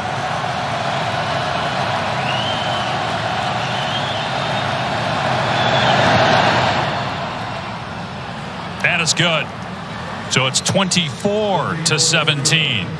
North Carolina, midway point of the 3rd quarter in Miami.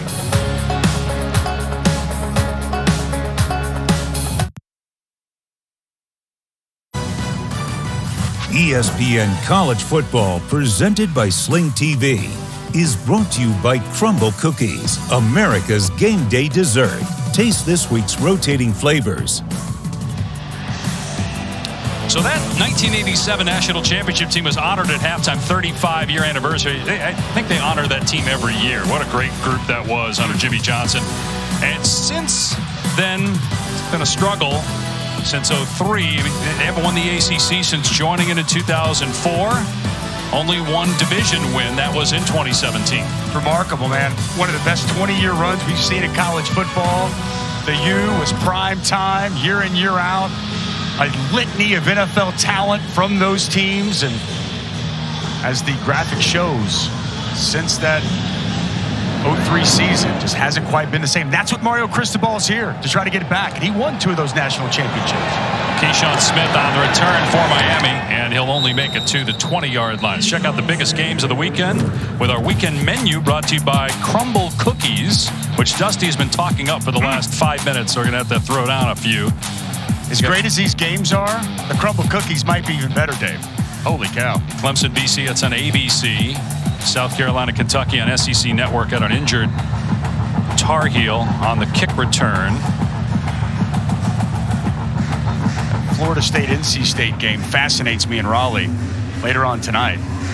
Jalen Brooks shaken up. All right, so you've been pitching the Crumble Cookies. Yeah. So at least give me like an example here of what. These aren't just any old cookies, Dave. I mean, these are like a gourmet cookie. Like they've got all these kind of exotic flavors. You may get like a key lime pie, maybe like a peanut butter cup, like all these different extravagant ones. Is there a bourbon? Is there a bourbon flavored one for the two of you guys? That would be more for Tom than me, but I would definitely try it if they have one. Oh my! Do you hear the sound of that? That was wheels going over me as you backed over me. First down for Miami on the 20. Play action. Van Dyke setting up. And checks it down wide open as Knighton out of the backfield easily gets the first down and then fearlessly goes right at Power Eccles. Gain of 16. Safe to say Eccles didn't bring as much power as Knighton. Nice job there by Tyler Van Dyke. He had good time and patience, waited for Knighton to come open, and a big pickup with a running back out of the backfield. Good throw that time by Van Dyke, and how about Mallory with the moves? Gain of 8. Van Dyke is rolling right now. Every throw has been on the money. Seems to be, with every snap, gaining confidence. One thing I've noticed, they picked the pace up at times here today. I think that's helped them also. They get the first down on the ground with Jalen Knighton. Dusty, I think that's when he's at his best. If you look at that last 5 to 6 games a year ago, and they're just humming, going up and down the field. You're not thinking, you're in rhythm, and you're just stroking the football. That's what we're seeing here. Totally agree. It's why I made the point. So first down now at the 47-yard line. Van Dyke at 331 yards passing and looking for more. Long throw, and again it's on target. Nice catch too. Ladson with the stab. Short pickup though. Gain of about 3. It's Storm Duck in coverage over there. So again, we talked up Van Dyke and what he did towards the end of last season. He was brilliant the final 6 games. This season, a struggle. Interceptions, first 2 passes of the Middle Tennessee State game. One of them was returned for a touchdown, but he shook that off and has been phenomenal in this game. 18 for his last 20.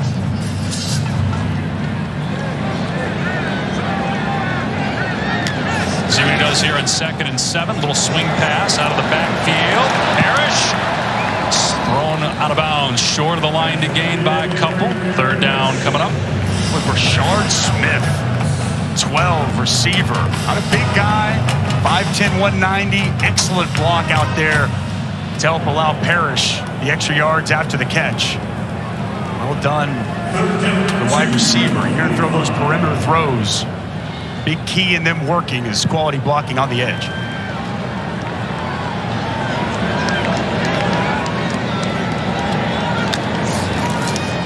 Oh, big hit in the backfield by Desmond Evans.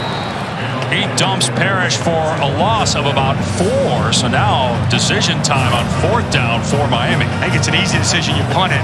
We talked earlier, Desmond Evans, so much hype coming in. And you see him get off the football, beat Mallory to the point, and a huge tackle for loss on 3rd and short to create this punt. Big time play there by Desmond Evans.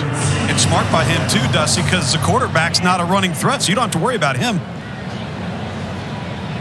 So Headley will punt. Josh Downs is deep. Only the 2nd punt for Headley today. And Downs lets it go, and it checks up. And then it takes a Miami bounce down to the 3-yard line. Great job by Headley. He's jacked up. I'll tat it up. A lot of people impacted by Hurricane Ian still. You can donate and help out. Go to redcross.org/ESPN to help the Red Cross prepare for, respond to, and help people recover from this disaster. It's hitting everybody. In fact, we were talking with a longtime NFL personnel executive who lost his home due to the hurricane here in South Florida. Look at prayers to everybody impacted. Carolina with 2 long drives, and there's some movement up front, so this drive got a little bit longer, about 1.5 yards longer. Ball start. Offense number 63. Ball removed, half a distance to the goal. Remains first down. Saw a 95-yard drive. That was to start the game, and then a 99-yard drive as well. Ed Montelas committed the penalty, so again, 1.5 yard penalty. Backed up. We'll see here. Kevin Stills aggressive, tries to create a safety. Watch 56 on the interior. Leonard Taylor. Penetration. But with the carry, first down and more. Past the 20, out to the 25, and now a flag comes in. Kinchin's on the tackle. He's shaken up.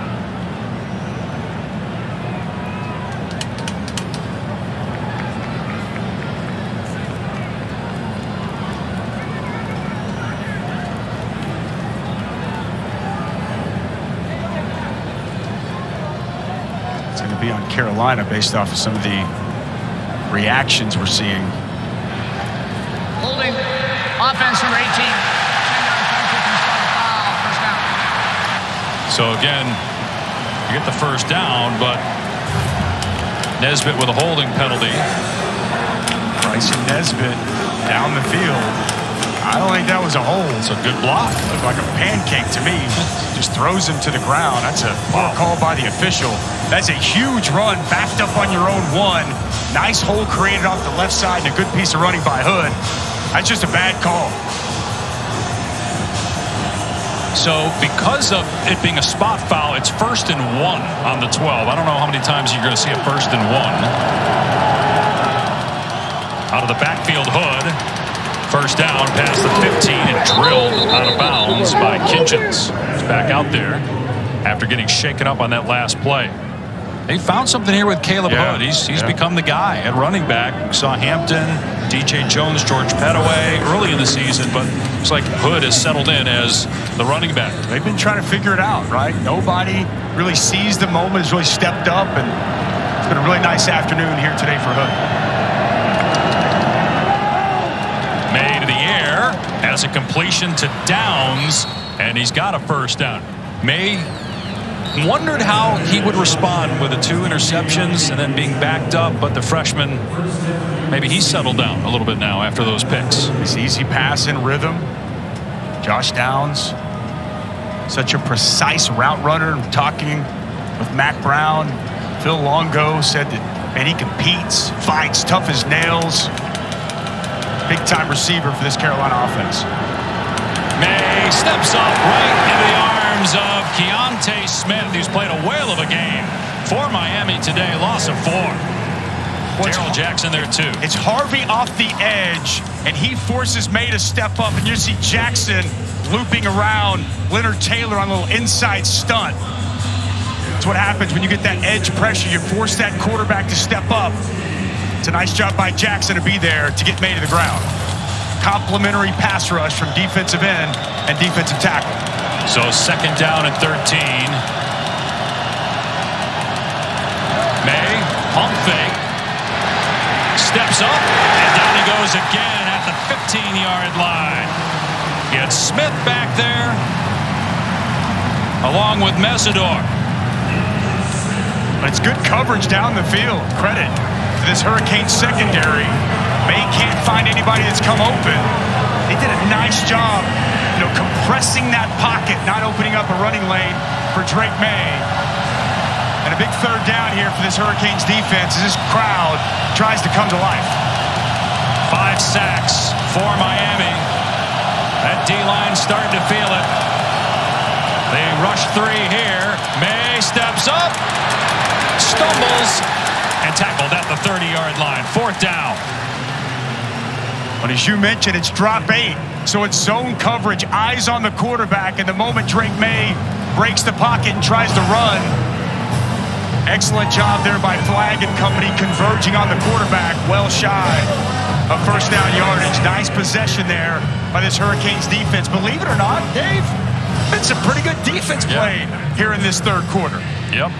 We thought it would be a high-scoring game. There were some big offensive plays in the first half.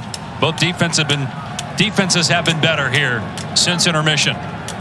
Kiernan to punt, flag down. Well start, interior of that offensive line. Be 4th and 15. False start. Kicking team, number 18. Line drive penalty, 4th down. It's on Nesbitt. Year 4 for Mac Brown of a 2nd stint here. All-time winningest coach at North Carolina. Also 158 wins at Texas. I'm sure part of him was smiling after the win today by the Longhorns. Kind of giving me some business. Yeah, he was yesterday. 20 years ago, we were facing off in that game. Takes a huge North Carolina bounce, but Brashard Smith scoops it up, and there he goes, past the 40. Wrapped up, breaks the tackle, still going. Flags are down. Smith inside the 40, and finally out of bounds inside the 30. But usually, when those flags are thrown in the location that it's at currently, it's coming back.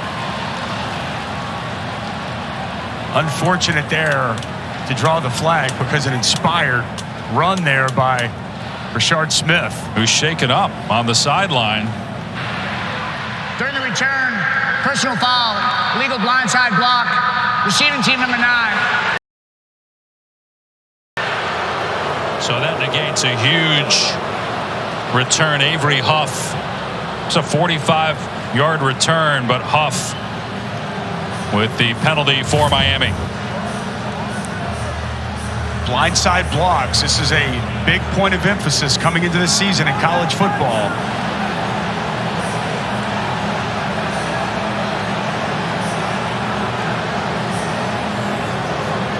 He's there in the middle of your screen, around the 40-yard line. What's interesting, Dusty, is the head referee threw the flag, and he was 20 yards away. I mean, he eyeballed that thing. I think there was 2 different flags on that, Tom. Okay. Yeah. Not just one guy caught it, but 2 different officials. And now Brashard Smith on the sideline. He's a guy that is an important receiver. And Miami, instead of having the ball inside the 35-yard line of North Carolina, is backed up inside its 20. Van Dyke has the hot hand. Receiver comes free. It's Mallory, the tight end, past the 40. 23 more yards for Van Dyke through the air, and he's found Will Mallory a handful of times today. Boy, Will Mallory, a little stick knot here. Excellent route. And that connection has been outstanding all day. We said it from the onset. Will Mallory, coming into the year, thought he would be one of the better tight ends in all of college football. Hasn't quite worked out. Their connection's back here this afternoon. They were stuck together in quarantine in 2020. Became close friends, hooked up 31 times for 4 touchdowns last year. Just 12 catches for Mallory coming into today, but 6, as you saw there, for over 100 yards in this game. Van Dyke to the sideline. Here's Ladson with the grab. Knocked out of bounds. Short of the line to gain by a couple of yards. Another easy, confident throw. It's amazing what confidence will do, right, Tom? It's unbelievable. That's the end of we go to the 4th quarter with North Carolina leading Miami by 7. Replay official the past 10 years. All ACC officials are wearing a Z insignia on their hats this weekend in honor of Tom Zamorski. Dave Pasch, Dusty Dvorak, Tom Luganbill back at Hard Rock Stadium, North Carolina. Up 7, Miami ball, and a dangerous pass that time by Van Dyke. Grimes jumped in front of Henry Parrish, the intended target, almost picked that off. So it'll bring up 3rd down, a rare mistake by Van Dyke that almost cost him. And a nice play by Grimes, and I think he kind of hesitated. I think if he just would have jumped it on his initial instinct, he might have picked that pass off. Nonetheless, a nice PBU on second down. That incompletion equals the total of incompletions thrown by Van Dyke in that third quarter. And you see on third down, perfect today, 5 of 5. On pressure. Pressure off the boundary here. Dyke sees it, checking out of it. A run is an option on third down and 2. We see Miami go for it a bunch on fourth down. Van Dyke backing up, and Mallory cannot pull it in. He's made some great catches today, having to adjust to some off throws.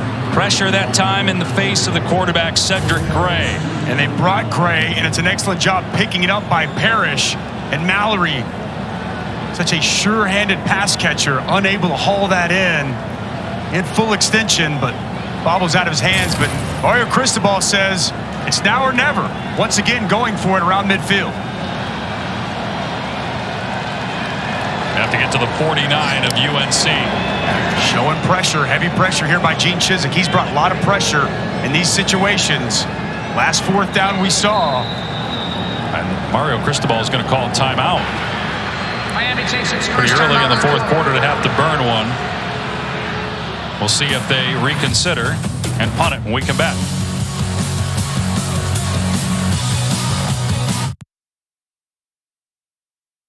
Bet Barron at College Football Studios with our Twisted Tea drop-in. We're going to check in on the big one of the Pac-12, UCLA, Utah, DTR. Dorian Thompson-Robinson is having a game. Logan Loya here for the touchdown. In the process, DTR sets the all-time UCLA touchdown passes record. All right, Matt, good stuff there. Meanwhile, here, fourth down, Miami going for it. Down 7, Van Dyke on the run. And it's caught on the sideline. First down inside the 40. Michael Redding with a great grab. Van Dyke on the move, able to convert. Oh, looked like it might have been tipped too. Great concentration and awareness by Redding. Look that ball in, keep his feet in bounds. Huge conversion for Miami. That was the third time, Dave, that they've had the ball right there around the 48 plus or minus field position in a 4th and 2 situation. They've gone for it twice, and the biggest conversion of the game right there for the Hurricanes. Van Dyke closing in on 400 passing yards for the game to go with 2 touchdowns. Parrish, it's a flea flicker. Van Dyke in trouble. His arm hit. Incomplete pass. Power Eccles in the backfield. Trick play doesn't work.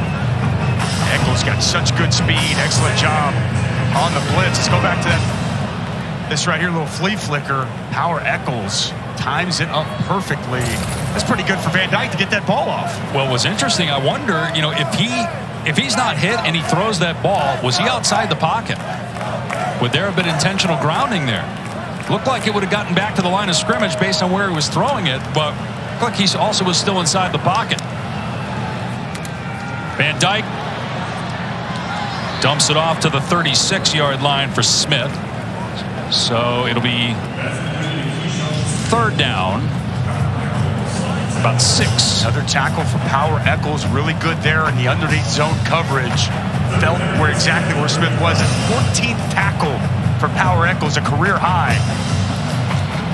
Check that third down at 10. Thought it was at the 30, but at the 35. Van Dyke just 1 incompletion on third down today. Mallory not on the field right now. Got Skinner in the slot to the boundary.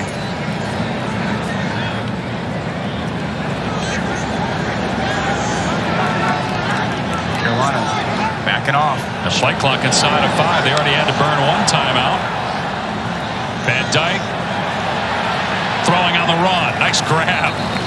Ladson stabs it out of the air, short of the line to gain by a yard, and so Miami will go for it again on 4th and short. That's some confusion there by Carolina. They were shuffling guys around, only a 2-man rush. A lot of time there for Van Dyke, and once again Ladson, nice awareness on the sideline, and a huge 4th down here. 2 of 4 today. They went for it 6 times all season prior to this game.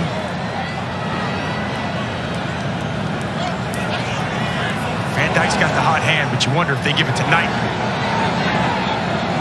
Bring the tight end in motion. Knighton gets the call, and he fumbles the ball. He got the first down, and then he coughed it up, and it's recovered by Geo Biggers of North Carolina.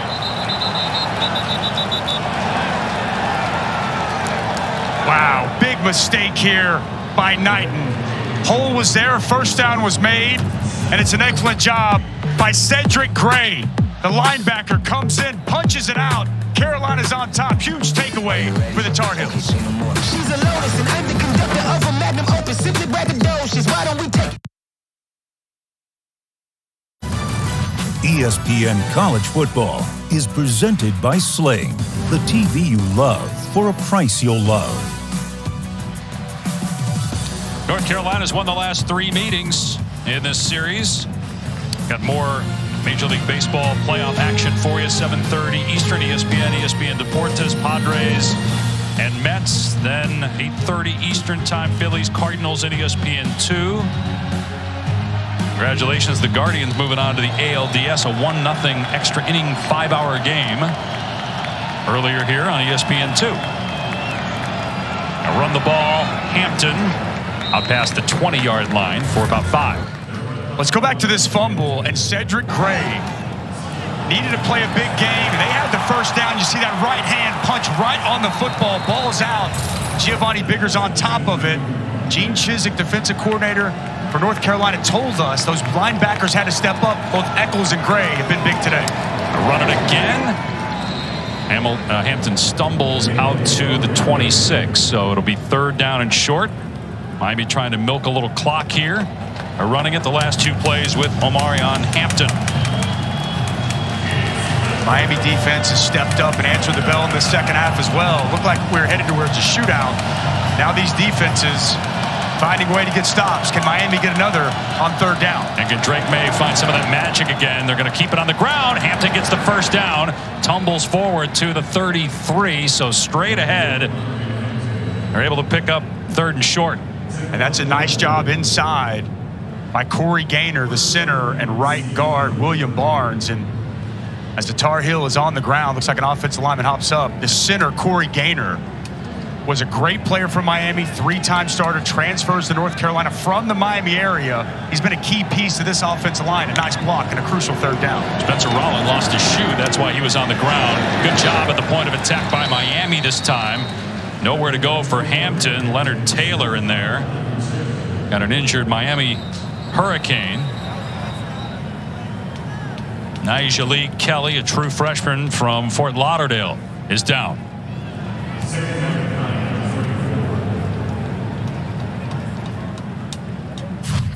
Matt Berry with your Dr. Pepper Fansville studio update, checking in on Ohio State, Michigan State. CJ Stroud becomes the first player in Big Ten history with 3 career games of 6 passing touchdowns. It is all Buckeyes, 49-13. Man, this Heisman race is going to be phenomenal this year. That guy right there, Mr. CJ Stroud, he's going to be at the top of most lists. Second half here today, Miami 4 sacks on Drake Maye. They have made things uncomfortable for the talented young quarterback. Dumps it off underneath here to Downs. So short gain. 2 or 3 brought down by DJ Ivey. So now it's 3rd down. Maye in the first half was just torching this Miami defense. But then through an interception at the end of the half that led to a Hurricane field goal. Then started the 3rd quarter throwing an interception. See what he does here on 3rd and 6.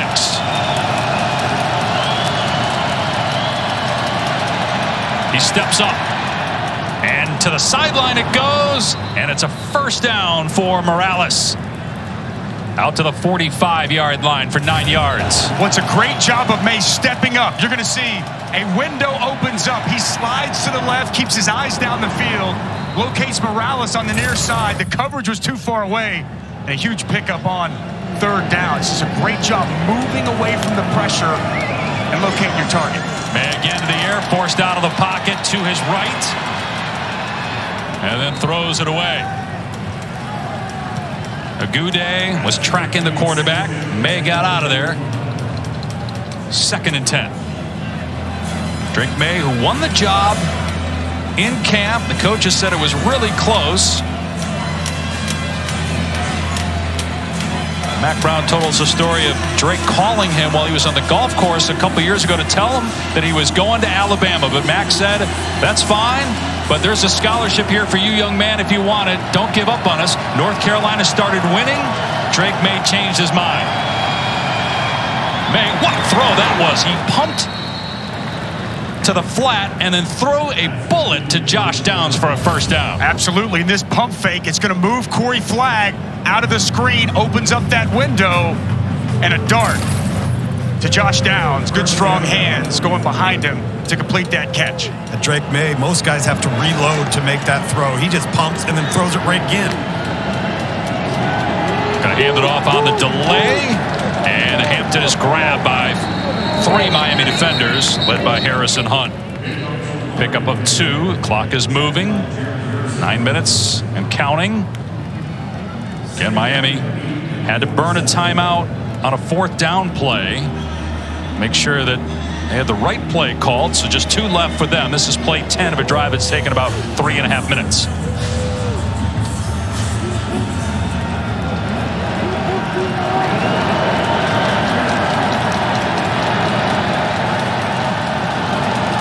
Single high safety. Here's Hood straight ahead. Nothing there. Driven back. Corey Flagg and Darrell Jackson. Loss of a yard on the play. So it'll be 3rd down and 9. They packed it in there, brought James Williams down, but it's excellent inside. Darrell Jackson, full lockout inside, sheds the block and makes the tackle. And another huge 3rd down in this ball game for the speed package on the field for Miami. Got their best pass rushers, Mesidor 90 inside, Harvey 12 inside as well. Watch those 2 guys, the 2 best pass rushers on this Hurricanes defense. Maye looking, open is Hood, and it looks like he's got a first down at the 33-yard line. Yep, Drake Maye again makes the right decision. Hood is shaken up, but a big pickup of 3rd and 9 to keep the clock going and keep possession of the ball. That's Hood down on the sidelines. Banged up earlier in the game as well. He's been a warrior here today. I do not like this call here by Kevin Steele. He's going to use Harvey in coverage, and he's going to be the one that's going to have Hood on the outside. He's the best pass rusher. He's in coverage. Big conversion.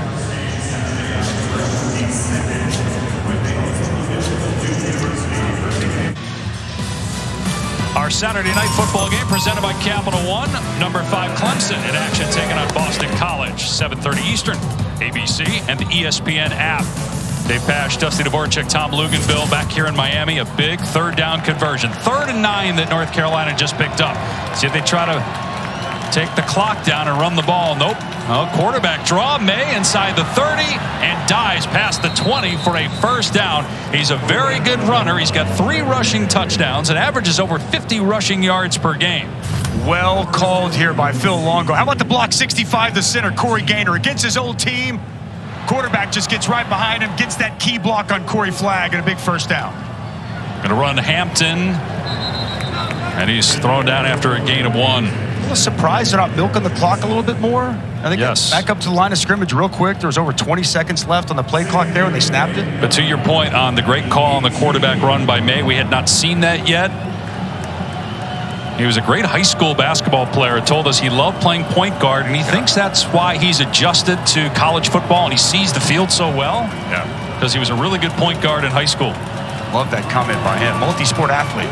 Here is running again. He's inside the 15, and he slides after getting the first down inside the 10. His brother Luke, excellent basketball player, part of the North Carolina National Championship team a handful of years ago. Nice job there by Richards, working Mesidor out, funneling him up the field. You see Drake Maye able to hit that B gap right off of that block, and another big pickup showing the athleticism. And now you see him milking the clock. They get to 1st and goal. Take your time. This is play 15 of the drive. What a drive. After the takeaway, by the way. Remember, Miami converted on that 4th down, but a big punch out setting up this drive. Right, they were going into the tie of the game as Hampton is brought down at the line of scrimmage. But again, if you're North Carolina here, it doesn't necessarily hurt you, because if you go up 2 scores 3 minutes from now, it's better than getting in the end zone right here. Statement drive here by North Carolina. This game's so important for Miami. Off the bye week, off the devastation against Middle Tennessee State. North Carolina coming in at 4-1. Big win against Virginia Tech. Here's Hampton trying to cut it back. Not much there, so a gain of a couple. So even the field goal gets it to 10, making Miami, putting them in a tough situation with only the 2 timeouts, probably having to convert an onside kick, and obviously scored a second time, either 3 or 7. Miami, if it falls to 2 and 3, be the 3rd time in 4 years. Be 3 straight losses too for the Hurricanes, and 2 in a row here at home. Curious to see if they let Drake Maye throw it. Josh Downs always a good option if they do. He will on 3rd down and goal. He steps up here, makes a defender miss, and is tackled inside the 2. 4th down and goal. Do you take the points, or do you try to punch it in with a touchdown run? I take the points. I don't know what that little sheet Mac Brown has says, though. So I don't know what the analytics say, but I say take the points, take the 2-score lead with under 5 minutes to play. I agree, and you see Mac Brown and Phil Longo on that sideline. Look at Sparky Woods. He's got the blue hat on. He's got the book. He's got the analytics book. He leaned right over, told Mac Brown, hey, this is what the percentages tell us, and that's what he's going off. You see him fold through the sheets right now, looking at the different scenarios. That's good stuff, Tommy. I got to think they're going to call timeout here and then kick it. But maybe not, because here's what I don't understand. Regardless of what how can the analytics not say that you're better off kicking a field goal to go up 10 rather than getting stuffed on 4th down and the other team having a chance to go down and tie the game? Who says they don't? Hey, I don't know. Well, we're about to find out if they're going on the analytics, but I can assure you this. I'm not one of those ones pumping analytics and saying that that's what they should do. I would kick this. No, it would be a no-brainer. I wouldn't even have a thought process. You don't even open the book. No, I don't need a book to tell me what gives me the best chance to win this football game. But hey, again, as Mac told us, I thought it was a fascinating conversation with Mac yesterday, because he said it's completely changed the way that he coaches and the way that he thinks about some of these situations. But I'd be stunned if they don't kick the field goal right here. Yeah, they're sending the kicker out now, so they made the decision to go with, we assume, Mac's gut, which is let's take the points here. Go up 10, force North Carolina to have to score twice, and probably recover an onside kick to get that second score. So just a 19-yard attempt. Now, it is an odd angle here on the short kick for Noah Burnett.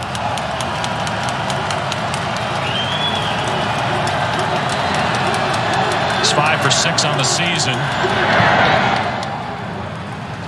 Nails that one. So it's 27-17. 4:10 to go. And again, Miami had to burn a timeout earlier, so they have just 2 left. That drive went 17 plays, almost 8 minutes. Wow. It's the longest drive this season by North Carolina. Go to Matt in the studio. All right, guys, catch you up on another Pac-12 game. Washington was down. AT&T 5G studio update, down 2 touchdowns to Arizona State. Here, Devon Banks picks off the Sun Devils, then Cam Davis takes it, and we're tied at 38 in the desert. 12:02 left in the 4th quarter. Arizona State, Washington tied. All right, some great finishes here. Missed a 53-yard field goal in the 1st quarter. Had 1st and goal from the 2. That's a turnover on downs. Big stop by North Carolina in the 1st half. Went for it on 4th and 2 from the Carolina 48. Didn't get it. And that huge fumble we saw on the last possession for Miami. It's a lot of missed opportunities that have helped enable North Carolina to get this 10-point lead here late. Keyshawn Smith is deep. Burnett kicking off. Smith from the 10. Trying to reverse field, and hog-tied at the 21-yard line of the ball. Came out. Their flags down as well. Face mask there at the end of that, Dave. He threw about 17 flags. Every one of them got one in there. Little extracurricular activity as well. Post whistle. That subsides quickly, though.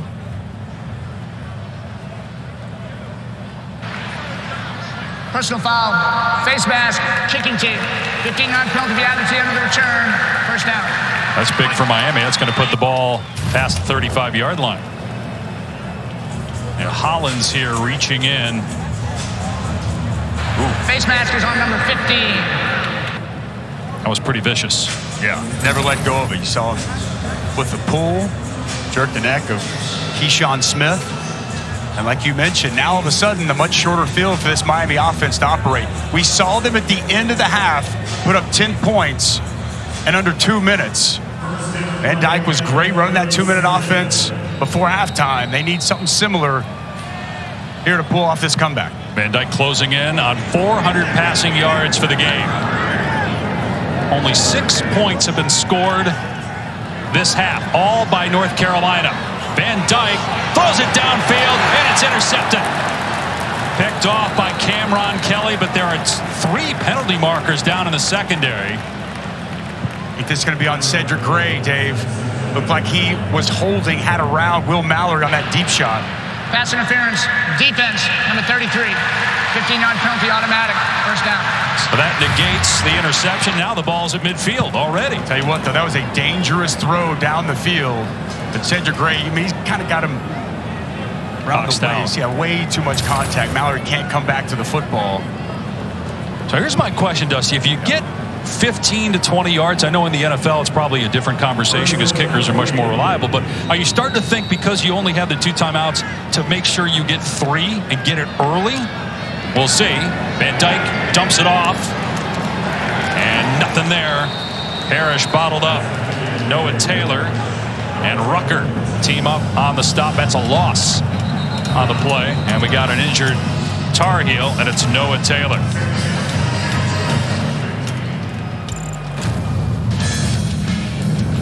So in the first half, since baseball, you probably weren't allowed to see a lot of it. It's just an incredible throw that time to Downs from Drake Maye into the end zone. Second touchdown pass.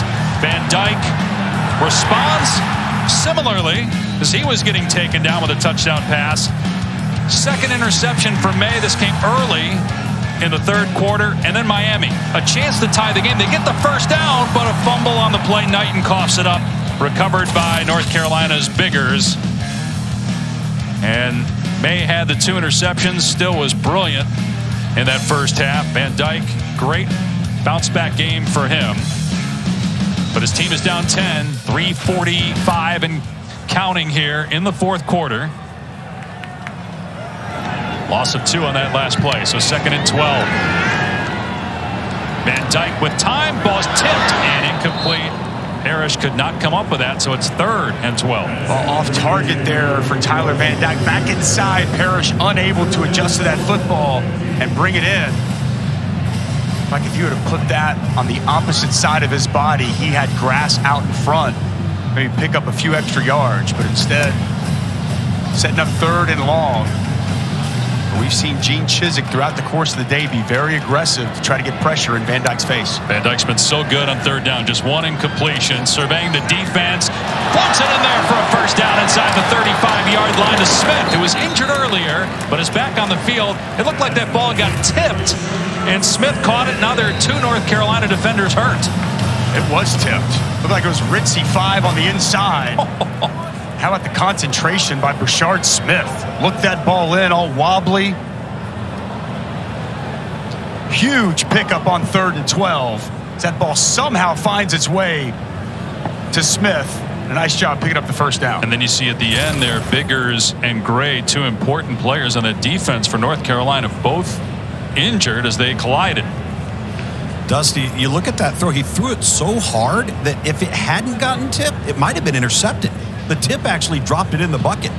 Crazy how that ball found the receiver after the tip. So you're saying that should be an assist for Ritzy? I mean, look, that's living right. There's a lot of white jerseys right there, and the ball just drops in off the tip. Now over 400 yards passing on the day for Van Dyke, and We see there Gray on the ground. You could make the argument the biggest defensive play for Carolina was that caused fumble. And we were talking with both Mac Brown as well as the defensive coordinator, Gene Chizik, and they both kind of told us we are very thin at linebacker. So to your point, Gray's is unable to come back in this game. They really got to dig deep because they rely so much on both Eccles and Gray at that linebacker position.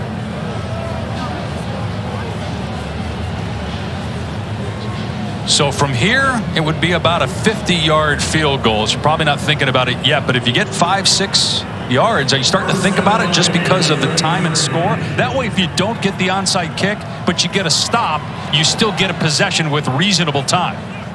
He trusts his kicker. Van Dyke taking a shot into the end zone, incomplete. You had 2 receivers in the area, Smith and Mallory. Smith hobbling a little bit. We'll head to the Miami sideline. Ball just overthrown. Smith's got great speed, can take the top off of defense, but no chance at 5 being able to catch up to that. And I agree with what you're saying, Dave. I just think you've got to get to a place where you feel very confident before you roll the dice and you kick that field goal. So where's that spot that they trust? Borregales has made a 48-yarder this season, missed a 53-yarder in this game, and they clearly felt that he could make that one. He was just wide. Another shot into the end zone, incomplete. Grimes in coverage of Ladson looked like he broke up the pass. There's a penalty marker down and an injured Miami offensive lineman. We've seen the center and the right guard shaken up. This is Jonathan Dennis, holding the backup center. Offense number 56. It's a 10-yard penalty, 2nd down. So he committed the hold and also got injured on the play. They're down to their 3rd-string center for this next play, more than likely. Jonathan Dennis on the interior has done a nice job stepping in at center. And it was Eccles on a blitz. Saw the hold there. It's a great play on the outside by Tony Grimes. I mean, gets that right hand in there, gets the PBU, but would have been negated had he not even done that. But still want to give Grimes credit for excellent coverage on a competitive play. And Jonathan Davis on the ground. Jonathan Dennis, my apologies. Boy, you don't warm up a lot of 3rd-team centers to be ready to go in a situation like this. So you had Ja'Kai Clark get hurt in the first half. Then on the next play, Justice Ola was shown. The right guard goes down. Normally the center, who'd be out there for Miami, he's on the other sideline. Corey Gaynor starting at center for North Carolina. Transfer. So we'll see what they do here. Looks like Usman Traore, junior college transfer, is listed as a backup guard. Going to snap the ball here. 3rd-string center, backup right guard, Songapolu has stayed in the game.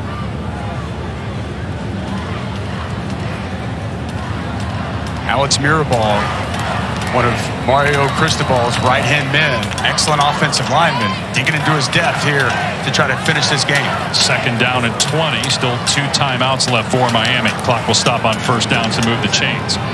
Van Dyke trying to get a chunk of it back. Completion to the 35-yard line to Colby Young. First catch of the season. Now it's 3rd and 12 after the gain of 8. They got to get going. Got to get this offense going. Time ticking off the clock. Good job with the tackle, keeping the ball inbounds, clock running. It's Van Dyke navigating traffic, getting this formation set. Van Dyke with time. Along the sideline, a great catch. Did Young get the foot down? They say yes at the 15-yard line. Wow, what a grab here by Colby Young. Full extension. Ooh, I don't know. Did that foot get down? I think that's the question. I would imagine they're going to take a look at it. It was such a key moment in this ball game. Well, they're moving it back.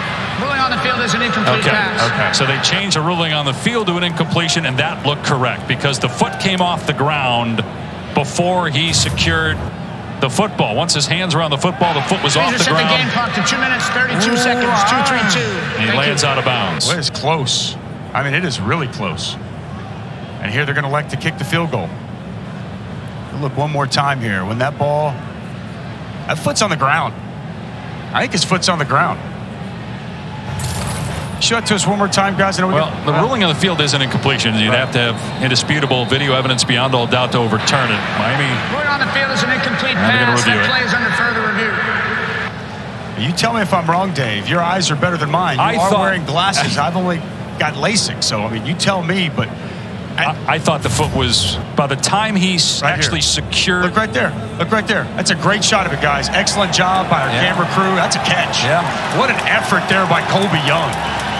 Man, big time play on 3rd and 12. That foot's down. He's got possession.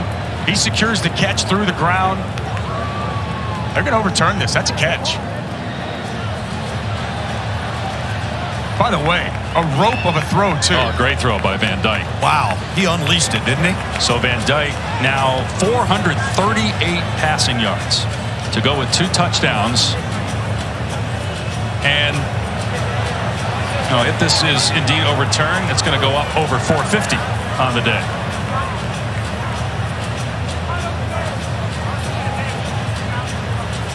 Colby Young, 6'5". JUCO transfer. Dave, that's his first catch of the season. Talk about players stepping up in a big spot. Well, just before that, he did catch a pass on this drive. Yes, so second. Yep. Second catch of the season. First time he's been involved really offensively. Correct. They got to be sure, because the ruling in the field wasn't complete. They got to be sure that he had possession. He had secured it when with the foot down, and if so, that's why it might take a little bit longer, because they have to figure out, clock situation, where to spot the ball. Would be a first down. After further review, number 88 maintained possession of the ball and did get a foot in bounds. Therefore, it's a completed catch for a first down at the 16-yard line. That was the other thing, too. They had to make sure that he completed the catch. Yep. Wow. So ball at the 16-yard line, down 10. Now back to your point, at what juncture, when you're thinking about the clock, and if you don't get an onside kick and you got to use your timeouts and get the stop, is it more beneficial to kick the field goal, go for the touchdown? I would imagine they take at least a couple of shots at the end zone here. Got to do it quickly, though. And Van Dyke, here's shot number 1 on the fade, and it's caught for a touchdown, and there's Colby Young again with 2:20 to go. Man, sometimes you need players just to step up, and it's one-on-one press coverage at the line, no safety help over the top for Tony Grimes. An absolute dive here by Tyler Van Dyke, high where only his receiver can make a play. What a throw. What a touchdown to cap off this drive and keep Miami in this ball game. So no catches through the first 4 games plus, and then on this drive alone, 3 catches, including a touchdown. Now the point after to get Miami within 3. And with those 2 timeouts, even if they don't recover the onside kick, there's a chance to have some time on the clock if they can get the ball back. But still a lot to happen in between. Again, no safety help over there whatsoever in the boundary. It's press man coverage. And boy, talk about Tyler Van Dyke delivering in the clutch. 3rd touchdown pass for him today. And in our conversation with him this week, after getting benched, we asked about his confidence, where it was, and he said it was good because the coaches told him after the game, hey, we still believe in you, we still trust you. He just said, I've got to trust my receivers more. I haven't been doing that. I'm thinking too much. I'm not just playing, and I got to get back to having fun. So you hear that a lot from players when they're struggling and going through a slump. They say, I'm not having as much. I got to go back to having fun and just playing the game. And that's what Van Dyke's done today. He's gone back to playing the game. You got to credit Josh Gaddis. Josh Gaddis told us he felt they had 2 great weeks of practice, and that Tyler Van Dyke was in a good place and able to work through some things mechanically as well. Worked on a few things in that regard, and man, he's come out here and reminded everybody just how talented and how capable of a quarterback he is. Outstanding performance here today, and I think you go for the onside kick here. Oh yeah, you have to do that. Absolutely. What's interesting is you got both kickers out there. You got Borregales and Headley. So if you're in North Carolina, you got to pay attention to both guys to see where this goes. Borregales is going to be the one to kick it onside. It pops up into the air. North Carolina was trying to bat it out of bounds, and it's batted back in play and recovered by Miami.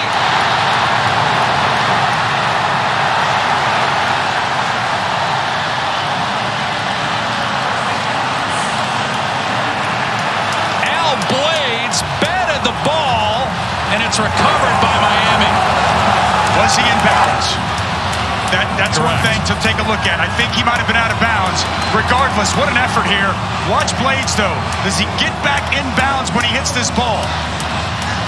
Right there, he is out of bounds. Yeah. He's out of bounds, and he did not reestablish. That will get overturned. And Morales, you see Morales trying to bat that ball out. And Blades, I love the effort. Right, but he was already out of bounds and did Right. not come back in and reestablish position in bounds. So that will be North Carolina ball. Yeah.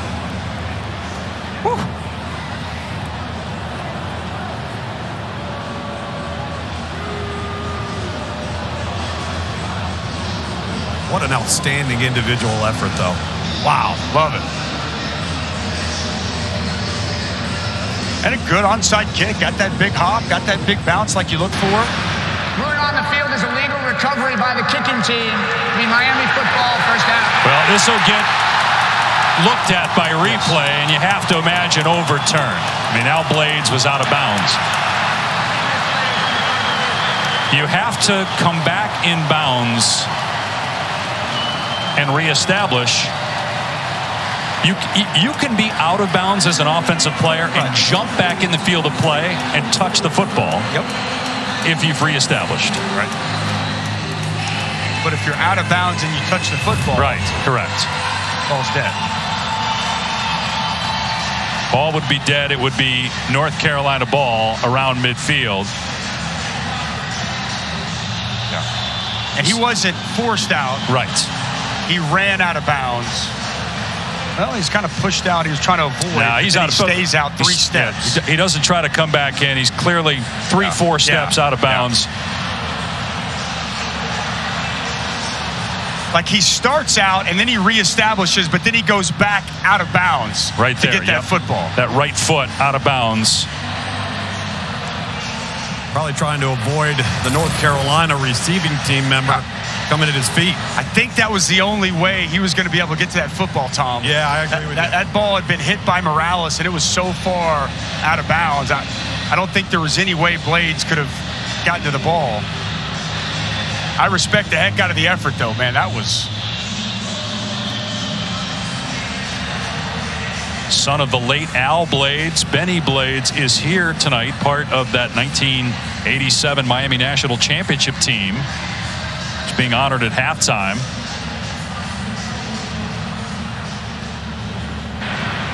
After further review, number 7 of the kicking team stepped out of bounds and then touched the football. By rule, once it has touched the ball, is out of bounds. Your free kick out of bounds will be North Carolina football, 5 yards from the out of bounds spot. Now here's the thing, though. There's still 2 timeouts left for Miami, so it's not over yet for the Hurricanes. You would imagine North Carolina will just run the ball and force Miami to use those timeouts. Mario Cristobal reiterating, hey, we got 2 timeouts. We're not done yet. Game isn't over. He had to use a timeout earlier on a 4th down play, wanted to be sure of what they were calling, so he burned that timeout earlier in the half. Here we go. And this is really coming into this game. The most consistent part of this Miami Hurricanes team is their run defense. Now, today, North Carolina's been able to have some decent success running the football for 159 yards. But coming into today, one of the best in all of college football stopping the run. Can Kevin Steele's group get a stop and get their offensive ball back? Hampton, and that's a good carry on 1st down, about 4 yards. Corey Flagg on the stop. And Miami will use a timeout here, stopping the clock at 2:08. And we'll leave the Canes with 1 timeout. Miami takes its 2nd timeout of the half. Remember, we saw Caleb Hood go out 2-1-2 on that last possession for North Carolina, which is probably why you see Hampton there. Now, Hampton's carried the football for them a lot this year, a true freshman. As you saw in that run there, he is a downhill running back. Might run right to the back of his offensive lineman. You know, Dusty, if you looked at the way Miami was aligned in their defensive front 7, there was nobody in the defensive back end and the secondary. They sold out into the box. And sometimes when that happens, all it takes is 1 crease and it's over. Yep. Well, all it's going to take is 1 first down and it's over. Yep, that too. I mean, They get a first down, and they're going to walk out of Miami with a quality road win in ACC play. It'd get them to 5-1 and 2-0 in the league. They won 6 games all of last year, and they got a red-hot quarterback. He made some mistakes. The most adversity he's faced this season in Drake Maye. Run it again, though, Hampton. And this time he's stood up at the line of scrimmage. Mario Cristobal takes his final timeout. So if they can get a stop on 3rd down, 4th down would come with about a minute and a half left. Darrell Jackson stout there and firm on the inside of that Miami defense. How about some miscues from Miami today? The 53-yard missed field goal early on in this ballgame. Not that that's a chip shot. This is a missed 4th down, but this was 1st and goal from the 2. And Carolina holds them out. Another 4th down stop there around midfield for that Carolina defense. Huge punch out by Gray. And the onside kick, you see Blades go out of bounds and touch the football. So, despite those mistakes, it's not over. What will be really interesting is if North Carolina doesn't get the first down, based on what Mac Brown has been doing all season long, would the Tar Heels dare go for it? Ooh. On 4th down?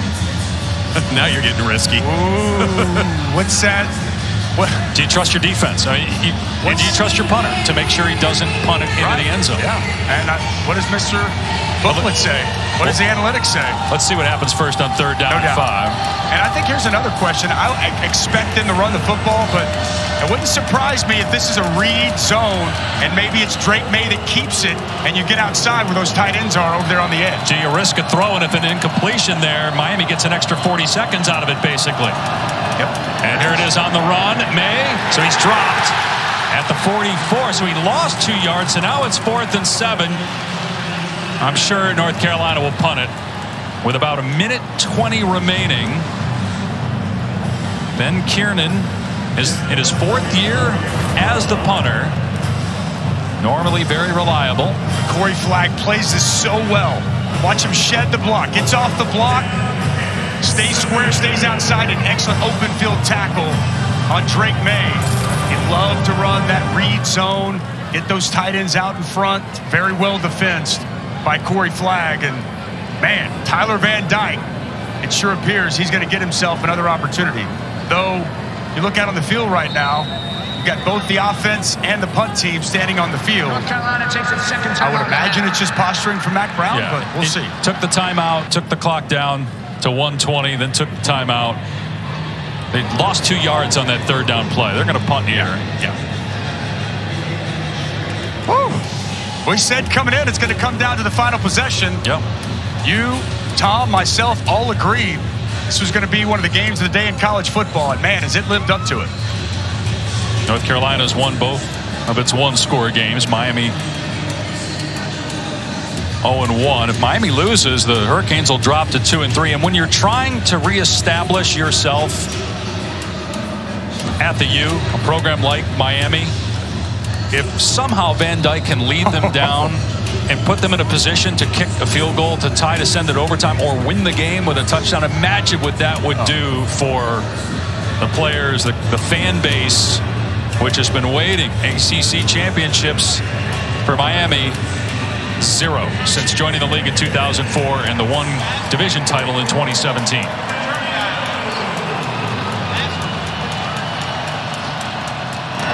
Here's the punt. Very well done. The fair catch made at the 10. And we saw that missed 53-yard field goal. So assuming they're comfortable with Borregales on that one, that means you got to get to about the 35-yard line of North Carolina. No timeouts, a minute 14 to go. And if you're North Carolina, are you just playing it safe, Dusty? Defensively, are you bringing any kind of pressure, or are you just rushing 3 and dropping that 8? Last drive that we saw Tyler Van Dyke march down the field for the only points of the second half, they played a lot of just soft zone. They rushed 3 several times, played a lot of zone in the back end. When they were having success against Van Dyke early in the second half, they were bringing pressure. I'd be inclined to try to dial it up, put some heat on Van Dyke. Remember, they got 2 backup offensive linemen in. Jonathan Dennis, the backup center, is actually back out there. They have the 3rd string center in on the last possession. Van Dyke in trouble. Goes to the far side and out of bounds. Parrish stopping the clock at the 17-yard line after a 7-yard gain. 1:08 to go. They don't bring pressure. Drop 8 again. Nice job there by Evans getting a little pressure. Smart by Parrish to step out of bounds after a nice gain on first down. Will Mallory, such a key weapon here all day for Van Dyke. Quick throw by Van Dyke, and it's a first down catch past the 25 and out near the 30 for Parrish. The clock will stop to reset the chains. 1:02 to go. Yeah, no timeouts for Miami. North Carolina does have one. Van Dyke, everybody covered. Van Dyke then throws back across his body, incomplete. Dangerous play, trying to hit Parrish. And you had Hamrick, who was injured in the first half, out there defensively. Dangerous play is right. Throwing against his body late, back over the middle. I'm not so sure if Parrish doesn't get a hand on this. This isn't picked. Whew. Sigh of relief there for Tyler Van Dyke. He tries to make a play and avoids disaster. Borregales' career long is 55. Keep that in mind on this drive here. 2nd and 10. Van Dyke over the middle through the hands of the intended receiver, Skinner. So the clock stops with 50 seconds to go. 3rd down and 10. True freshman in there, as we mentioned. Elijah Arroyo out of this game.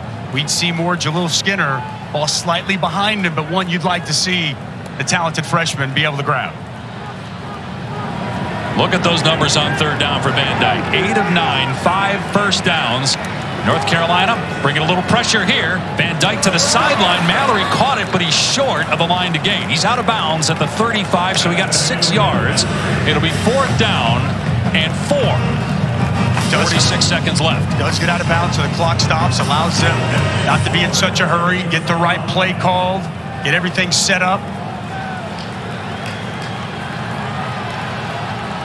Like to drag Mallory back across the formation when he's in line.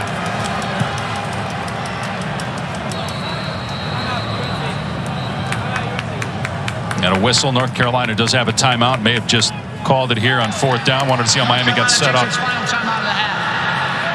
Van Dyke is at 478 passing yards and 3 touchdowns. Even if Miami doesn't come back to win, if you're a Miami coach, you feel good about the way Van Dyke bounced back. That bodes well for the Hurricanes going forward. They have to go to Virginia Tech next week. They still have Florida State, Clemson, and Pitt on the schedule. Meanwhile, North Carolina, again, if it holds on and wins this game, they're in mid-October, 1 win away from matching their total from all of last year. And they'd be 2-0 in the league, again, with a hot quarterback and Drake Maye. Duke next week. They still have Pitt, at Wake, NC State on the schedule. Been a great job by Mac Brown and his staff. There was so much expectation last year. They fell short of it. Not a lot of expectation coming into this year. Seems like they're going to be able to be much improved from a season ago. And after the timeout, completely different formation. Quads to the field here for the Hurricanes. I like if you get this matchup you want with Will Mallory. I like Will Mallory. I trust him as much as anyone. Got to get to the 39 to keep hopes alive of a comeback. Van Dyke, Mallory first down, out to the 47. The clock stops at 41 seconds to move the chains. And again, they have to get about 20 more yards or so for Borregales to have a shot. Pressure up the middle. Van Dyke taking a shot behind the receiver, incomplete. Going for Keyshawn Smith. 35 seconds left. Storm duck downfield in coverage for Carolina. Man, we saw Gene Chizik. He's not going to sit back anymore. Force the hand of Van Dyke. That pressure gets home. And, you know, really, Keyshawn Smith just didn't get turned the right way. It's more of a back shoulder throw and unable to complete that down the field. 2nd and 10 from the Miami 47. 35 seconds left. Van Dyke looking. Everybody covered. Van Dyke trying to create. Dumps it off. And they get out of bounds. Yep. We'll stop the clock. No, they're saying no. They're rolling the clock. They say 4 players was stopped in the field of play. Skinner had to get out of bounds. Poor job by Skinner. Now they're going to snap it on 3rd down with 13 seconds left. Van Dyke. And it's picked off. Intercepted by Boykins. And North Carolina is going to win.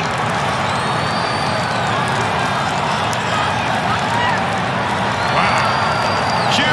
takeaway there by Boykins. This ball was tipped, though.